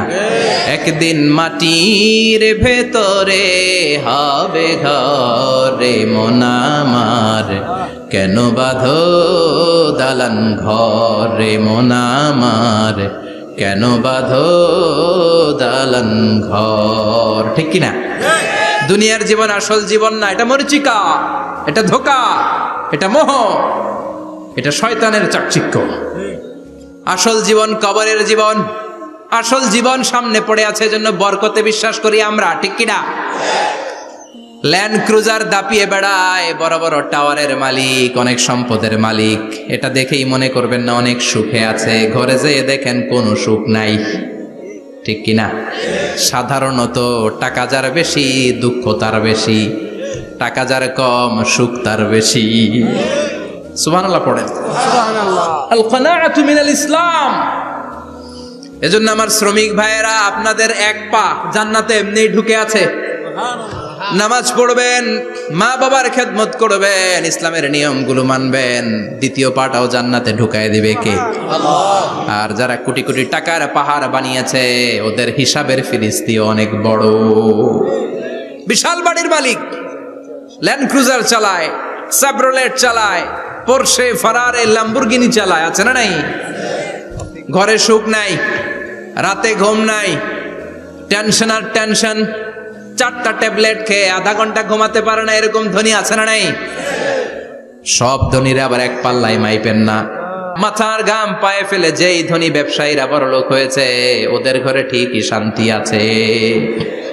তার মানে টাকা যার বেশি, ওষুধ তার বেশি, কিচ্ছু খেতে পারে না। দেখবেন ধনীদের খাবারের ডায়েটে থাকে ভেজিটেবলস আইটেম, ঠিক কিনা? এমনি হজম হয় না, আবার ডাক্তারের কাছে গেলে বলে কিচ্ছু খাবেন না, খালি ঘাস খাবেন। কি খাবেন? মানে ভেজিটেবল খাবেন, সবজি খাবেন তো সুস্থ থাকবেন, আছে না নাই? ঘুম নাই, শান্তি নাই। এই যে কোম্পানিগঞ্জ বাজারের যারা কুলি মজুর শ্রমিক, এদের ঘুমে ঝামেলা আছে? কথা বলেন। ধনী পয়সাওয়ালা কোটিপতি, সে ঘুমের ট্যাবলেট খায়। ঘুমের জন্য যে ট্যাবলেট লাগে রিক্সাওয়ালা ওইটাই জানে না, ঠিক কিনা? 1000 কোটি টাকার মালিক হলে বাড়ি কিনা যায়, গাড়ি কিনা যায়, সুখ কিনা যায় না। কোম্পানিগঞ্জ বাজারে সুখ বিক্রি হয় এমন দোকান আছে নাকি? কথা কন, একটাও নেই। কি করলেন আপনারা? সুখের দোকান দিতে পারলেন না? কি আজীব তামাশা। টাকা দিয়ে সুখ কিনা যায় না, গাড়ি কিনা যায়, বাড়ি কিনা যায়, কিন্তু সুখ নো ওয়ে, কেনা যায় না। টাকা হলে জাজিম কিনা যায়, বালিশ কিনা যায়, ঘুম কিনা যায় না। ঘুম কিনা যায়? ফার্মেসিতে ডাক্তারের কাছে যে যদি বলেন 2000 টাকার ঘুম দেন, দিবে? ডাক্তার কি বলবে? দূর মিয়া, আমারই ঘুম আসে না, তোমারে আমি ঘুম বিক্রি করব। আচ্ছা না নাই? শ্রমিক ভাই, রিক্সাওয়ালাদের ঘুমের ঝামেলা নাই। যেখানে রাই তো ওইখানেই, যেখানে রাই তো ওইখানেই কাই। ওর মাথা লাগতে দেরি বিছানায়, নাক ডাকতে দেরি হয়, ওর নাকের ডাকের আওয়াজে ট্রাকের ইঞ্জিনও ফেল, ঠিক কিনা? এজন্য আমরা বরকতে বিশ্বাসী। অল্প খাবো, অল্প পড়বো, অল্প জমাবো, অল্পের ভেতর বরকত দিয়েছে কে? এজন্য মেহমান আসলে বিশ্বনবী খুশি হতেন, আমরাও মেহমান আসলে খুশি হব। রাজি আছি না নাই? সবাই রাজি? মেহমানদারি করাবেন তো? এরপরে বিশ্বনবী ইনসাফ করতেন। কি করতেন? ইনসাফ করতেন। বিচার করার সময় বিশ্বনবী ইনসাফ করতেন। গোটা বিশ্বকে ইনসাফ শিখিয়েছেন বিশ্বনবী। আমাদের দেশেও তো ইনসাফ হয় না? হাইকোর্টে, সুপ্রিম কোর্টে, গ্রাম্য সালিশে আছে? আছে? আহা, আহকামুল হাকিমিনের দরবারে সবগুলো বিচার আবার বসবে। চিল্লায় বলেন ঠিক কিনা? মিয়া, দুনিয়াতে বিচারপতি বিচারের রায় দেয়, ওই বিচারপতিরও বিচার আছে না নাই? সবচেয়ে বড় বিচারপতির নাম কি? বিশ্বনবী ইনসাফ করে গোটা বিশ্বকে দেখিয়ে গেলেন কেমন করে বিচার করতে হয়। বিশ্বনবীর কাছে কখনো বিচার আসলে বিশ্বনবী দুই পক্ষের কথা শুনে রায় দিতেন। পড়েন সুবহানাল্লাহ। সব সময় দুই পক্ষের কথা শুনে রায়। এখন কি দুই পক্ষকে সমান প্রিভিলেজ দেয়া হয়? কথা বলেন। কারণ কোরআন দিয়ে বিচার হয় না। কোরআন দিয়ে বিচার হোক আমরা চাই কি চাই না? আমার সংসদ ভবনের ভেতরে কোরআনের আইন দিয়ে সংসদ ভবন কায়েম হোক আমরা চাই কি চাই না? সেনাবাহিনীর ভেতরে দরবার হলগুলোতে যখন আলোচনা বসে কোরআন মাঝখানে থাকবে। চিল্লায় বলেন ঠিক কিনা? দেশের সবগুলো ক্যান্টনমেন্টের ভেতরে কোরআন থাকার দরকার আছে না নাই? সবগুলো আদালতের ভেতরে কোরআন থাকার দরকার আছে না নাই? কোরআনের আইন অনুযায়ী আমার দেশের সব নিয়ম কানুন চলবে আমরা চাই কি চাই না? এই কোরআনের আইনের বিরুদ্ধে যদি কোনো আইন পাশ করা হয় আমরা ওই আইনের বিরুদ্ধে চিৎকার করে বলেন ঠিক কিনা? আমরা এই কোরআনের জন্য সব বাজি রাখতে রাজি আছি। আমরা জীবন বাজি রাখতে রাজি আছি। আমরা দেহের তাজা রক্ত বিলিয়ে দিতে রাজি আছি। জোরে বলেন ঠিক কিনা? কোরআনের জন্য কে কে ময়দানে থাকতে রাজি আছেন? হাত উঁচু করে আল্লাহর দেখা।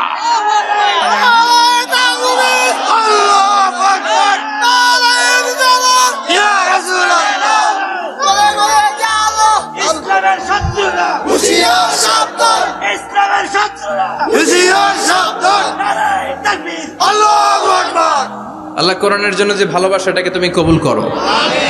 আমরা যেন দেখে যেতে পারি যে এই দেশে কালেমার পতাকা পতপত করে উড়েছে। আমরা যারা ইসলামের পক্ষে, এটাই আমাদের অপরাধ। আমরা ইসলামকে একটা বিজয়ী শক্তি হিসেবে দেখতে চাই। আমরা ইসলামকে পার্লামেন্টের ভেতরে দেখতে চাই। আমরা কালিমার পতাকা পতপত করে উঠছে এটা দেখে যেতে মরতে চাই। চিল্লায় বলেন ঠিক কিনা? বিশ্বনবী ইনসাফ শিখালেন। বিচার আসলে দুই পক্ষের কথা শুনতেন। বিশ্বনবীর স্ত্রী সাওদা এসে বলে, নবী, আমি আপনার কুমারী বউ আয়েশার ঘরে তরকারি নিয়ে গিয়েছিলাম, ঝোল নিয়ে গিয়েছিলাম, কোন বর্ণনায় পায়েস নিয়ে গিয়েছিলাম। তরকারি দেওয়ার পরে আপনার স্ত্রী রেগে বলে, তরকারি দিলা কেন? আমি কি তরকারি রাঁধতে পারি না? আনলা কেন? রাগের চোটে তরকারির ঝোল নিয়ে পায়েস নিয়ে আমার গালের মধ্যে মাখিয়ে দিয়েছে আপনার বউ। আপনি তো শ্রেষ্ঠ বিচারক, ও নবী বিচার করে দেন। দুই বউয়ের মধ্যে ঝগড়া আছে না নাই? বিশ্বনবী সাউদার কথা শুনলেন, মা আয়েশাকে ডেকে পাঠালেন। মা আয়েশারে বললেন, ও আয়েশা, আসলে এমনটা করেছো নাকি? মা আয়েশা বলে, নবী, তখন আমার মেজাজটা বড্ড গরম ছিল, রাগের মাথায় ঝোল নিয়ে আমি সাউদার মুখে লাগিয়ে দিয়েছি। আসলে কাজটা ঠিক হয় নাই, আমারে ক্ষমা করেন। বিশ্বনবী দুইজনের কথা শুনে ঠান্ডা হয়ে বসলেন। সুবহানাল্লাহ। একজনের কথা শুনে রায় দেয় নাই, ঠিক কিনা? দুইজনের কথা শুনে বিশ্বনবী বললেন, আমার আদালতের রায় হচ্ছে কিসাস, টিট ফর ট্যাট। যেমন করেছো তেমন, ঘুষি মারলে ঘুষি, গুতা মারলে গুতা, ঠেলা মারলে ঠেলা, আছে না নাই? সাউদাকে যেমনি তুমি পায়েস মাখিয়ে দিয়েছ, সাউদাও পায়েসের বাটি থেকে কিছু পায়েস নিয়ে আয়েশার গালে মাখো। সুবহানাল্লাহ পড়েন। সাউদাও বিশ্বনবীর রায় অনুযায়ী বাটি থেকে পায়েসের ঝোল নিয়ে মা আয়েশার গালের মধ্যে মেখে দিলেন। মা আয়েশা কি আর করবেন, হেসে দিলেন। সাইয়েদাতুনা সাউদাও হাসলেন, বিশ্বনবীও হাসলেন। আরশের উপর থেকে খুশি হয়ে গেল কে? আল্লাহ। এজন্য কোরআন দিয়ে যদি, কোরআনের নিয়ম দিয়ে যদি, বিশ্বনবীর শেখানো পন্থায় যদি বিচার হয়, ওই বিচারের মধ্যে ইনসাফ থাকবে, জুলুম থাকবে না। ওই বিচারের মধ্যে কোনো স্কাইপি কেলেঙ্কারি হবে না। আমাদের টেলিফোনের ফোনালাপ ফাঁস হয়ে যায়, স্কাইপি ফাঁস হয়ে যায়, অনেক ঝামেলা হয়ে যায়, আছে না নাই? এরপরেও জনগণের চোখ খোলে না। আল্লাহ তুমি চোখ খোলার তৌফিক দাও, সহি সমাজ দান করো, পড়ে না আমিন। বিশ্বনবী ইনসাফ করতেন। বনু মাখজুমিয়া গোত্রের এক মহিলা চুরিতে ধরা পড়ল। কিসে ধরা পড়ল? কথা বলেন। চুরিতে। চুরি করলে নিয়ম কি? লাউ চুরি করলে, আম চুরি করলে, কলা চুরি করলে হাত কাটা যাবে না, এটা বড় চুরি। সুবহানাল্লাহ। ওমরে ফারুক বলেছেন, দুর্ভিক্ষের বছর কেউ যদি চুরি করে তার হাত কেটে দেয়া যাবে না, কারণ এটা অভাবের চুরি, এটা স্বভাবের চুরি না। ঠিক কিনা? ঘরে খাবার নাই, পেটে দানা পানি নাই, লাউ চুরি করছে, মুরগি চুরি করছে, এই চোরের হাত কেটে দিও না, কারণ সে ক্ষুধার্ত, পেটে খাবার আছে, গায়ে জামা আছে, সমাজে সম্মান আছে, তারপরেও পুরো দেশটা খেয়ে ফেলতে চায়, এরকম ডাকাত আছে না নাই? দেশের টাকা পাচার করে, ব্ল্যাক মানি করে, এরকম ডাকাত আছে না নাই? ঘুষ খেতে খেতে পেটটা এরকম হাতির মতো মোটা করেছে, এরকম ডাকাত আছে না নাই? দেশের সবকিছু লুণ্ঠন করে, এরকম আছে না নাই? এই ডাকাতদের হাত কাটার মধ্য দিয়ে হাত কাটার প্রোগ্রাম শুরু করতে হবে। এরকম একটা ডাকাতের হাত কেটে যদি দেশের গভর্নমেন্ট বাইতুল মোকাররমে জুমার নামাজের সামনে লাইভ সম্প্রচার করে, সারা বাংলাদেশের 18 কোটি মানুষ যদি দেখে, আর কেউ চুরি করবে? চুরি করার আগে 3 বার লাফ দিবে, যেরকম ঠিক কিনা? বনু মাখজুমিয়া গোত্রের এক নারী চুরিতে ধরা পড়ল। ভেরি প্রেস্টিজিয়াস এন্ড ডিগনিফাইড ফ্যামিলির মেয়ে। এলাকায় সম্ভ্রান্ত কিছু ফ্যামিলি থাকে না, এরকম বড় ফ্যামিলির মেয়ে। সব সাহাবারা বলল, এখন যদি নবী হাত কেটে দেয় মদিনাতে তো মারামারি হবে। ওসামা বিন যায়েদকে বলল, ওসামা, তুমি বিশ্বনবীর সবচেয়ে প্রিয় পাত্র, হুব্বু রাসূলিল্লাহ, তুমি যাও বিশ্বনবীরে বলো হাত যেন কেটে না দেয়। ওসামা যে বলে, নবী গো, সব সাহাবারা বলেছে এই মেয়ের হাত কাটলে মদিনায় ঝামেলা হবে, হাত কেটে দিয়েন না। এই কথা শুনে বিশ্বনবীর চেহারাটারে লাল করে দিল কে? বিশ্বনবী বললেন, ওসামা, কোত্থেকে এত বড় স্পর্ধা পেলি রে তুই ওসামা? এই আইনটা তো আমি বানাই নাই, আরশের উপর থেকে এই আইনটা নাজিল করেছে কে? আস-সারিকু ওয়াস-সারিকাতু ফাকতাউ আইদিয়াহুমা জাযাআম বিমা কাসাবা নাকালাম মিনাল্লাহ ওয়াল্লাহু আজিজুন হাকীম। সুবহানাল্লাহ পড়েন। If anyone steal something very precious from the society, from house, the government should cut down his right hand. দামি কিছু চুরি করলে গভর্নমেন্ট কাটবে, আমরা কাটতে পারবো? এটা সরকারের কাজ, সরকার ডান হাত কেটে দিবে। ওসামা, এটা আল্লাহর আইন। কেমন করে আল্লাহর আইনে তুমি সুপারিশ করতে আসো? কোন বনু মাখজুমিয়া গোত্রের মেয়ে? ওই মেয়ে তো দূরের কথা, আমার কলিজার টুকরা ফাতেমাও যদি চুরি করে, আমি রামদা নিয়ে ফাতেমার ডান হাতটা এক কোপ দিয়ে কেটে দিতে 1 মুহূর্ত দেরি করবো না রে ওসামা। জাস্টিস, ইনসাফ শিখে নাও। কেমন করে প্রতিষ্ঠা করেছে বিশ্বনবী, চিৎকার করে বলেন ঠিক কিনা? এগুলো হচ্ছে বিশ্বনবীর অভ্যাস, আচরণ। বিশ্বনবী ধীরস্থির ভাবে কথা বলতেন, তাড়াহুড়ো করতেন না। সাহাবারা বলতেন, বিশ্বনবী যখন কথা বলতেন প্রতিটা শব্দ আলাদা করা যেত, প্রতিটা অক্ষর আলাদা করা যেত। আল্লাহু আকবার। আবার জরুরি কোনো কথা যখন বিশ্বনবী বলতেন, ওইটাকে 3 বার বিশ্বনবী রিপিট করতেন। কয়বার? 3 বার। কারণ জরুরি। কারণ কি? যেন না ভুলে যায়, ভুল যেন না হয়, 3 বার বলতেন। বিশ্বনবী একবার তাকওয়া নিয়ে ওয়াজ করতেছিলেন, আর বলছিলেন, তাকওয়া হা হুনা, হা হুনা, হা হুনা। তাকওয়া এইখানে, এইখানে, এইখানে। কয়বার বললেন? কারণ তাকওয়ার ওয়াজ কি কম গুরুত্বপূর্ণ নাকি বেশি গুরুত্বপূর্ণ? তাকওয়া মানে কার ভয়? যাদের হৃদয়ে আছে আল্লাহর ভয়, তারা কবু পথ ভুলে যায় না। আল্লাহর প্রেম ছাড়া এই দুনিয়ায় কারো কাছে কোনো কিছু চায় না। ঠিক কি না? যাদের হৃদয়ে আছে আল্লাহর ভয়, তারা কবু পথ ভুলে যায় না। আল্লাহর প্রেম ছাড়া এই দুনিয়ায় কারো কাছে কোনো কিছু চায় না। রাতের আধারে যারা সেজদাতে রয়, দু চোখের শ্রুতে নদী যেন বয়। রাতের আধারে যারা সেজদাতে রয়, দু চোখের শ্রুতে নদী যেন বয়। ছলনার হাতছানি যতই ডাকুক, ছলনার হাতছানি যতই ডাকুক, পেছনে ফিরেও সে তাকায় না। যাদের হৃদয়ে আছে আল্লাহর ভয়, তারা কবু পথ ভুলে যায় না।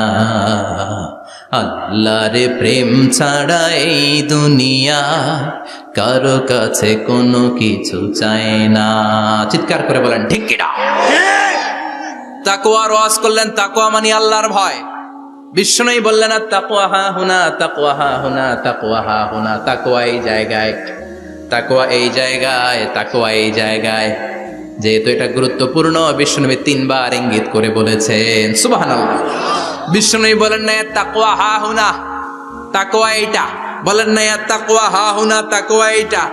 বলেন না তাকওয়া হা হুনা, তাকওয়া এইটা। জুব্বায় তাকওয়া, দাড়িতে তাকওয়া, টুপিতে তাকওয়া বলে নাই। তাকওয়ার আসল জায়গা হলো হৃদয়। এজন্য যাদের হৃদয়ে আল্লাহর ভয় আছে, তারা কোনোদিন পথ হারাতে পারে। তাদেরকে সিরাতুল মুস্তাকিমের উপর দায়েম রাখে কে? কি সুন্দর অভ্যাস ছিল বিশ্বনবীর, মানার দরকার আছে না নাই? বিশ্বনবীর আরেকটা অভ্যাস ছিল, বাসি খাবার খেতেন না, জানেন? বাসি খেতেন না, অল্প খেতেন, কিন্তু যেটা খেতেন ভালোটা খেতেন। অল্প খেতেন কিন্তু যেটা খেতেন ভালো খেতেন। মধু খেতে পছন্দ করতেন, কিন্তু মধুর মধ্যে দুর্গন্ধওয়ালা একটা মধু আছে না, মাগাফির। বুখারীতে লম্বা ঘটনা, ওইদিকে যাব না। এই মাগাফিরের মধু উনি খেতে চাইতেন না। ভালো সুগন্ধিওয়ালা মধু তিনি বিশ্বনবী খেতে পছন্দ করতেন। বিশ্বনবীর খাবারের তালিকায় সবচেয়ে পছন্দনীয় তালিকায় ছিল এই মধু। মধু খেতেন, দুধ খেতেন, খেজুর খেতেন, জব খেতেন, বার্লি খেতেন, ছাগলের বাজুর মাংস খেতে পছন্দ করতেন, সিনার মাংস। সুবহানাল্লাহ কইবেন না? What a choice! কি চয়েস ছিল বিশ্বনবীর! বাজুর মাংস খেতেন। বিশ্বনবী লাউ খেতে পছন্দ করতেন, লাউ। রুম্মান ফল খেতে পছন্দ করতেন, রুম্মান মানে ডালিম। রুম্মান মানে কি? ডালিম খেতে পছন্দ করতেন। মাশরুম খেতে পছন্দ করতেন। সুবহানাল্লাহ পড়েন। মাশরুমের স্যুপ পাওয়া যায় না রেস্টুরেন্টে? বিশ্বনবী বলতেন আল কামআতু মিনাল মান্নি ওয়া মাউহা শিফাউন লিল আইন। এই কামআ মানে মাশরুম, ব্যাঙের ছাতা, এটা হলো মান্না সালোয়ার মতো দামি খাবার। আর এই মাশরুমের স্যুপ চোখের জন্য মহৌষধ। যাদের রাত কানা দিন কানা আছে, মাশরুমের স্যুপ খান, চোখ ভালো করে দিবে কে? আল্লাহ। এজন্য বিশ্বনবী যেগুলো খেত এগুলো খাওয়ার দরকার আছে না নাই? বিশ্বনবীর যে সুন্দর চরিত্র ছিল, আচরণ ছিল, এগুলো পালনের দরকার আছে না নাই? তাহলে বিশ্বনবীর 3টা কথা বলবো বলেছিলাম। প্রথম কথা ছিল দেখতে কেমন ছিল। অনেক কথা এত বলা যাবে না, সংক্ষেপে বললাম যে বিশ্বনবীর আচরণ কেমন ছিল। এখন শুনবো, শেষ কথা বলে যাই, বিশ্বনবীর ইন্টেলেকচুয়াল পাওয়ার কেমন ছিল, ওনার বুদ্ধিমত্তা কেমন ছিল। Our beloved prophet Muhammad, the last messenger, was a very good mediator. বিশ্বনবী ভালো মিডিয়েটর ছিলেন। বিশ্বনবী ভালো মধ্যস্থতাকারী ছিলেন। ঝগড়া লাগলে মিলাই দিতে পারতেন চমৎকার। সুবহানাল্লাহ। বাড়িতে যায়া জিমায় পড়ছেন? কষ্ট হচ্ছে? আর কয়েক মিনিট পড়বো, একটা তাকবীর দেন, লিল্লাহি তাকবীর। আল্লাহু আকবার। He was a very good mediator. মধ্যস্থতাকারী ব্যক্তিত্ব ছিলেন। স্বামী স্ত্রীর মধ্যে ঝগড়া লাগলে মিলাই দিতেন, বন্ধু বন্ধু ঝগড়া মিলাই দিতেন, সমাজে সমাজে মারামারি মিলাই দিতেন। মক্কা থেকে মদিনায় যখন গেলেন, মদিনায় 120 বছরের একটা যুদ্ধ চলছিল, কেউ যুদ্ধটা থামাতে পারে না। বিশ্বনবী 7 দিনের ব্যবধানে যুদ্ধ থামিয়ে দিলে। Intellectual capacity, very good mediator. এজন্য বিশ্বনবীর উম্মত যারা, তাদের অভ্যাস হবে ঝগড়া লাগায় দেওয়া যাবে না, মিলায় দিতে হবে। ঠিক কিনা? আমরা যদি ঝগড়া দেখি দূর থেকে আরো লাগায় দিতে চাই, আছে না নাই? কোম্পানিগঞ্জ বাজারে ঝগড়া, কয় লাগুক, আরো লাগুক, ধরবি না, থামাবি না। দূর থেকে মজা দেখি, মজাই লাগে, এরকম ডাকাইত আছে না নাই? আগুন লাগলে পানি দিয়ে নেবায়, অনেকে তেল ঢালে, আছে না নাই? কি করবেন? মিলিয়ে দিবেন। আপনার মর্যাদা বাড়িয়ে দিবে কে? আল্লাহ। বিশ্বনবী ভেরি গুড মিডিয়েটর ছিলেন। বিশ্বনবী লজিক্যাল এবং রেশনাল ছিলেন, বুদ্ধিমত্তাকে কাজে লাগাতেন। এক সাহাবী এসে বলে, নবী ইযান লি বিজিনা, আমারে জিনার অনুমতি দেন। কিসের অনুমতি? কার কাছে অনুমতি চাইলো? অন্যান্য সাহাবারা এই যুবক ছেলেটাকে ধমকাতে লাগলো, বসো, এই মিয়া বসো, বিশ্বনবীর কাছে কি কথা বলে এগুলা? ওই যুবক বসে রইল। বিশ্বনবী কাজ সারালেন, এরপর বললেন, আইনা শাবাব, ওই যুবকটা কোথায়? এদিকে আসো, কি চাইছো বলো। কয়, বিশ্বনবী আপনি আমারে জিনা করার অনুমতি দেন। বিশ্বনবী যুবকটারে কাছে ডেকে আনলেন, বললেন, ও যুবক, তোমার ঘরে বোন আছে কিনা? কয় আছে। তোমার বোনের সাথে কোনো পুরুষ জিনা করুক, তোমার কেমন লাগবে? সে বলে, আমি এই পুরুষটারে হত্যা করব। হত্যা করবা? ওকে, ডান। তোমার ঘরে মা আছে কিনা? আছে। তোমার মায়ের সাথে পর পুরুষ জিনা করবে, কেমন লাগবে? কয়, আমি সাইজ করবো ওরে। তোমার ঘরে স্ত্রী আছে কিনা? আছে। তোমার স্ত্রীর সাথে যদি কেউ জিনা করে কেমন লাগবে? বলে, আমি তারে ছাড়বো না। বিশ্বনবী বললেন, তাহলে যেই মহিলার সাথে তুমি জিনা করবা সেও তো কারো বোন, সেও তো কারো স্ত্রী, সেও তো কারো মা, ঠিক কিনা? সুবহানাল্লাহ, হোয়াট অ্যান ইন্টেলেকচুয়াল ক্যাপাসিটি। যুবক বলে, তাই তো, এইভাবে তো ভাবি নাই। আমি যার সাথে পাপ কর্ম করব সেও তো কারো বোন হবে, সেও তো কারো মা হবে, সেও তো কারো স্ত্রী হবে। ও নবী, আপনি আমারে মাফ করে দেন, আমার জন্য দোয়া করে দেন যেন তাকওয়ার উপর জীবন প্রতিষ্ঠা করতে পারি। লজিক্যালি জিনিসকে সলভ করার চেষ্টা করতেন। মুআয ইবনে জবালকে বিশ্বনবী সাল্লাল্লাহু আলাইহি ওয়াসাল্লাম ইমাম বানিয়ে পাঠালেন। উনি ইমামতি করতে গেলেন এক মসজিদে। মাগরিবের সালাতে উনি লম্বা কেরাত ধরলেন। এশার নামাজ শুরু করলেন সূরা বাকারা দিয়ে, কোরআনের সবচেয়ে ছোট সূরা। হ্যাঁ, বড়? কত বড়? বিশাল বড়। এখন ওই এলাকার মুসল্লিরা ছিল কৃষক মুসল্লি। এক কৃষক মুসল্লি সাহাবী নামাজের পেছনে দাঁড়ালেন, দেখলেন বাকারা দিয়ে দৌড়ছে, কেরাত শেষ হয় না, আর দাঁড়িয়ে থাকতে পারে না, পায়ে ব্যথা করে, পিঠে ব্যথা করে। কিছুক্ষণ পর রেগে মেগে নামাজ ছেড়ে দিয়ে বারান্দায় নামাজ পড়ে বিশ্বনবীর কাছে বিচার দিতে গেলেন। যে বললেন, নবী এমন ইমাম পাঠাইছেন এশা পরে বাকারা দিয়া। বিশ্বনবীকে সর্বনাশ, মুআয তো ভেজাল লাগাই ফেলতেছে। ডেকে পাঠালেন, সহিহ বুখারীর বর্ণনা। বিশ্বনবী বললেন, মুআয, হোয়াট আর ইউ ডুইং দেয়ার? কি করছো তুমি সেখানে? আফাতানুন আনতা ইয়া মুআয? ও মুআয, তুমি কি ফিতনা বাজাও নাকি? তুমি কি ফিতনা ছড়াচ্ছ নাকি? খেটে খাওয়া মানুষ, কৃষক মানুষ, মাঝারি সাইজের কত সুন্দর সূরা আছে, ওয়াদ-দুহা ওয়াল-লাইলি ইযা সাজা, আল কারিআতু মাল কারিআ, আসনা নাই, আলহাকুমুত তাকাসুর, আসনা নাই। এগুলো দিয়ে না পড়ে বড় বড় সূরাতুল্লাহ কেন্দ্রে মুআয, আফাতানুন আনতা ইয়া মুআয, তোমারে কি আমি অ্যাপয়েন্টমেন্ট দিছি তুমি ফিতনা বাজাবা? খবরদার মুআয, ইয়াসসিরু ওয়ালা তুআসসিরু, ইসলামকে মানুষের কাছে সহজ করে উপস্থাপন করবা। বাশশিরু ওয়ালা তুনাফফিরু, ইসলামকে এমন ভাবে উপস্থাপন করবা না যে তোমার কথা শুনে মানুষ দিন থেকে ভেগে ভেগে যায়। তাহলে এই দায়ভার ইসলামের নয়, এই দায়ভার বর্তাবে তোমার কাঁধের উপর। চিৎকার করে বলেন ঠিক কিনা? আমাদের মধ্যে অনেকে ইসলামকে অনেক কঠিন করে ফেলে, মানুষকে আশার বাণী শোনায় না। কই এমনি না বললে আপনার বাদ, আপনি বেদাত করছেন, আপনি শিরক করছেন, আপনার কিচ্ছু হবে না। যারে বলে কিচ্ছু হবে না, সে বলে আমার যেহেতু কিচ্ছু হবে না, তোর কথা শোনার আমার দরকার নাই। যে আমারে আশার বাণী শোনায় আমি তার কাছে যাই, ঠিক কিনা? এজন্য সহিহ ইসলাম আপনি প্রচার করবেন, but your approach should be very flexible. 100 বছর যেটা চালু আছে আপনি একদিনে উঠিয়ে দিতে পারবেন? It's not a logical approach. বিশ্বনবীর অ্যাপ্রোচ, বিশ্বনবীর রেশনাল ক্যাপাসিটি এমনটা ছিল না। সহজভাবে বুঝাবেন। আদ-দীনু ইউসরুন লা উসরা ফি, দিনটা হলো সহজ, দিনের মধ্যে কাঠিন্যতা নাই। সুবহানাল্লাহ, কি ক্যাপাসিটি! আমি যেমনি আপনাদেরকে নিয়ে বসে ওয়াজ করতেছি, বিশ্বনবী ওয়াজ করতেন, তবে সংক্ষিপ্ত ওয়াজ। আমরা আধা ঘন্টা করে যদি রাখতে চাই, হুজুর আরো আধা ঘন্টা করেন। তো আরো আধ ঘন্টা করে যদি শেষ করতে চাই, হুজুর আর 10 মিনিট করেন। হুজুর ওয়াজ অনেক টেস্ট লাগে, হুজুর নামাজ টেস্ট লাগে না। আচ্ছা না? নাই, ওয়াজ ভাল লাগে, নামাজ ভাল লাগে না, কিন্তু বিশ্বনবীর ওয়াজ ছিল সংক্ষিপ্ত। আর বিশ্বনবী বলতেন, one of the minor sign before the day of judgement, your lecture will be longer, your সালাত উইল বি শর্টার। কিয়ামতের আগে তোমাদের লেকচার, ইসলামী লেকচার লম্বা হবে, নামাজ হয়ে যাবে সংক্ষিপ্ত। এই আলামত সমাজে আছে না নাই? বিশ্বনবী সংক্ষিপ্ত কথা বলতেন, আর ওনার বুদ্ধিবৃত্তিক ক্যাপাসিটি কাজে লাগিয়ে তিনি বুঝাতেন। হাত দিয়ে ইঙ্গিত করতেন, আঙ্গুলের বিভিন্ন ব্যবহার সমাজে আছে না নাই? এরকম করলে এটারা লাইক বলে না, এরকম করলে বলে ডিসলাইক। আবার ক্রিকেটে এরকম করলে কয় ছক্কা, আবার একটা উড়াইলে কয় তুই যা। একটা মানে কি? আবার বিজয় দেখায় কেমনে? কথা কন, ভিক্টরি। আছে না নাই? বিশ্বনবীও এটাকে মডার্ন টিচিং মেথডোলজি বলে। আধুনিক শিক্ষা পদ্ধতিতে এখন দেখবেন যে আগে ব্ল্যাক বোর্ডে লিখতো, এখন হোয়াইট বোর্ডে লিখে মার্কার দিয়ে। আগে বই থেকে বুঝাতো, এখন ভিজুয়ালাইজ করে, ভিডিও দেখিয়ে শেখানো হয়, ঠিক কি না?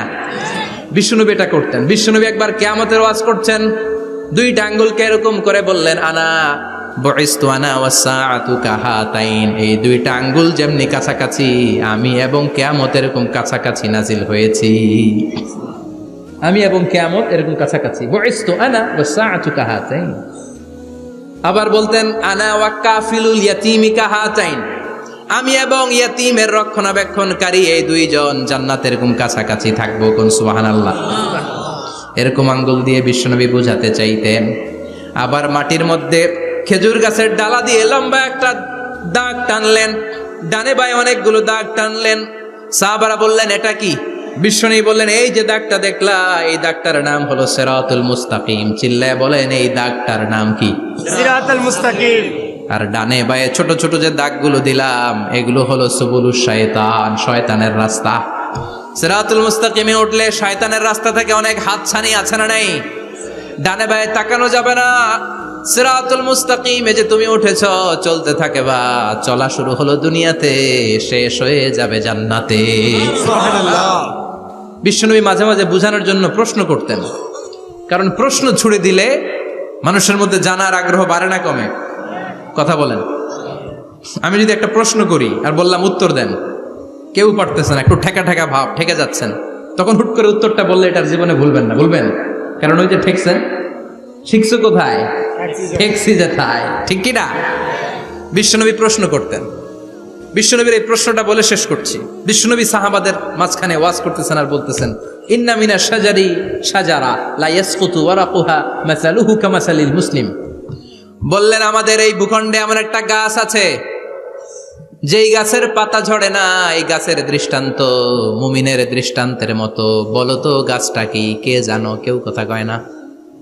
কি গাছ? কি গাছ? কেউ কথা কয় না, কেউ বলতে পারে না। কেউ বলে শাজারাতুল বাওয়াদি, ওই ক্যাকটাস গাছ, পাহাড়ি গাছ, ওই গাছ, সেই গাছ, কেউ বলতে পারে নাই। বিষ্ণু বললেন, কেউ পারো নাই? সঠিকটা শুনে নাও, ইন্নাহা নাখলা, এটা খেজুর গাছ। সুবহানাল্লাহ পড়েন। সাহাবীরা ভাবছে এটা তো ঘরের পাশে আছে, এটা মনে কয় নাই। সব ঘরের চিপায় আরব দেশে খেজুর গাছ, সাহাবারা ভাবছে এটা তো ঘরের গাছ, এটা মনে হয় জিজ্ঞেস করে না, এই জন্য দূরে দূরে চিন্তা করছে। কোন সুবহানাল্লাহ। সব সাহাবীরা বাড়িতে ফিরে গেলেন। ওমরে ফারুক, ওনার ছেলে আব্দুল্লাহ ইবনে ওমরও গেল। আব্দুল্লাহ বলে, আব্বা, বিষ্ণুনবী যে জিজ্ঞেস করেছিল, বলো তো কোন গাছের পাতা ঝরে না, যেই গাছের দৃষ্টান্ত মুমিনের দৃষ্টান্তের মতো? আপনারা কেউ পারেন নাই, আমি কিন্তু জানতাম এটা খেজুর গাছ। ওমরে ফারুক বললেন, বেটা কইলি না কেন? কইতে পারলে নবীর সামনে আমার কলিজাটা এত বড় হয়ে যেত। আমার কলিজার টুকরা ছেলে পেড়েছে, কেউ পারে নাই। আব্দুল্লাহ বলে, বাপ চাচা আপনারা কেউ পারেন না, আমি কই কেমনে? শরম লাগছে, শরম। সুবহানাল্লাহ কইবেন না? QA session, questioning answering session করে বিশ্বনবী সাহাবাদেরকে শিখাতে চাইতেন। এজন্য এ নবী এমন নবী যে নবীর পুরো জীবনের প্রতিটি ইঞ্চি ইঞ্চি জায়গাতে আমাদের জন্য শিক্ষা আছে না নাই? এই শিক্ষাগুলো গ্রহণ করতে রাজি আছেন তো? যা শুনলাম আমল করতে রাজি আছেন তো? বিশ্বনবীর জীবনী গ্রন্থ বেশি বেশি স্টাডি করতে রাজি আছেন ইনশাআল্লাহ? 2-4 জন কইছে খালি। সবাই রাজি আছেন তো ইনশাআল্লাহ? যাদের ঘরে বিশ্বনবীর কোনো জীবনী নাই, বাংলা অনেক জীবনী গ্রন্থ পাওয়া যায়। বিশ্বনবীর জীবনী হচ্ছে আমাদের জন্য মডেল, ঠিক কি না? এবং এই মডেল অনুযায়ী যদি আমাদের জীবনকে আমরা সাজাতে পারি, জান্নাতের দুয়ারগুলো আমাদের জন্য খোলা রাখবে কে? আল্লাহ। আল্লাহ আমাদের সবাইকে কথাগুলো বুঝার ও আমল করার তৌফিক দান করুক। আমরা পড়ি আমিন। আমিন। যতগুলো কথা বলেছি কোরআন সুন্নাহর আলোকে বলেছি, বানিয়ে কিছু বলি নাই। তারপরেও আমার মনের অজান্তে কোনো মিস ইনফরমেশন, যদি আমার মুখ ফসকে বেরিয়ে যায় সেগুলো যেন আল্লাহ তাআলা আপনাদের স্মৃতিপট থেকে মুছে দেয়, আমরা পড়ি আমিন। আমিন। সত্য, সুন্দর, কল্যাণকর, হকের পক্ষে যা বললাম তার সবটুকুন আল্লাহ তাআলা প্রথমে আমাকে এবং আপনাদের সবাইকে আমলের তৌফিক দান করে, আমরা পড়ি আমিন। আমিন। আপনারা সবাই ভালো থাকবেন, সুস্থ থাকবেন, সুন্দর থাকবেন, কোরআনের সাথে থাকবেন। সুবহানাকাল্লাহুম্মা বিহামদিকা আশহাদু আল্লা ইলাহা ইল্লা আনতা আস্তাগফিরুকা ওয়া আতুবু ইলাইক।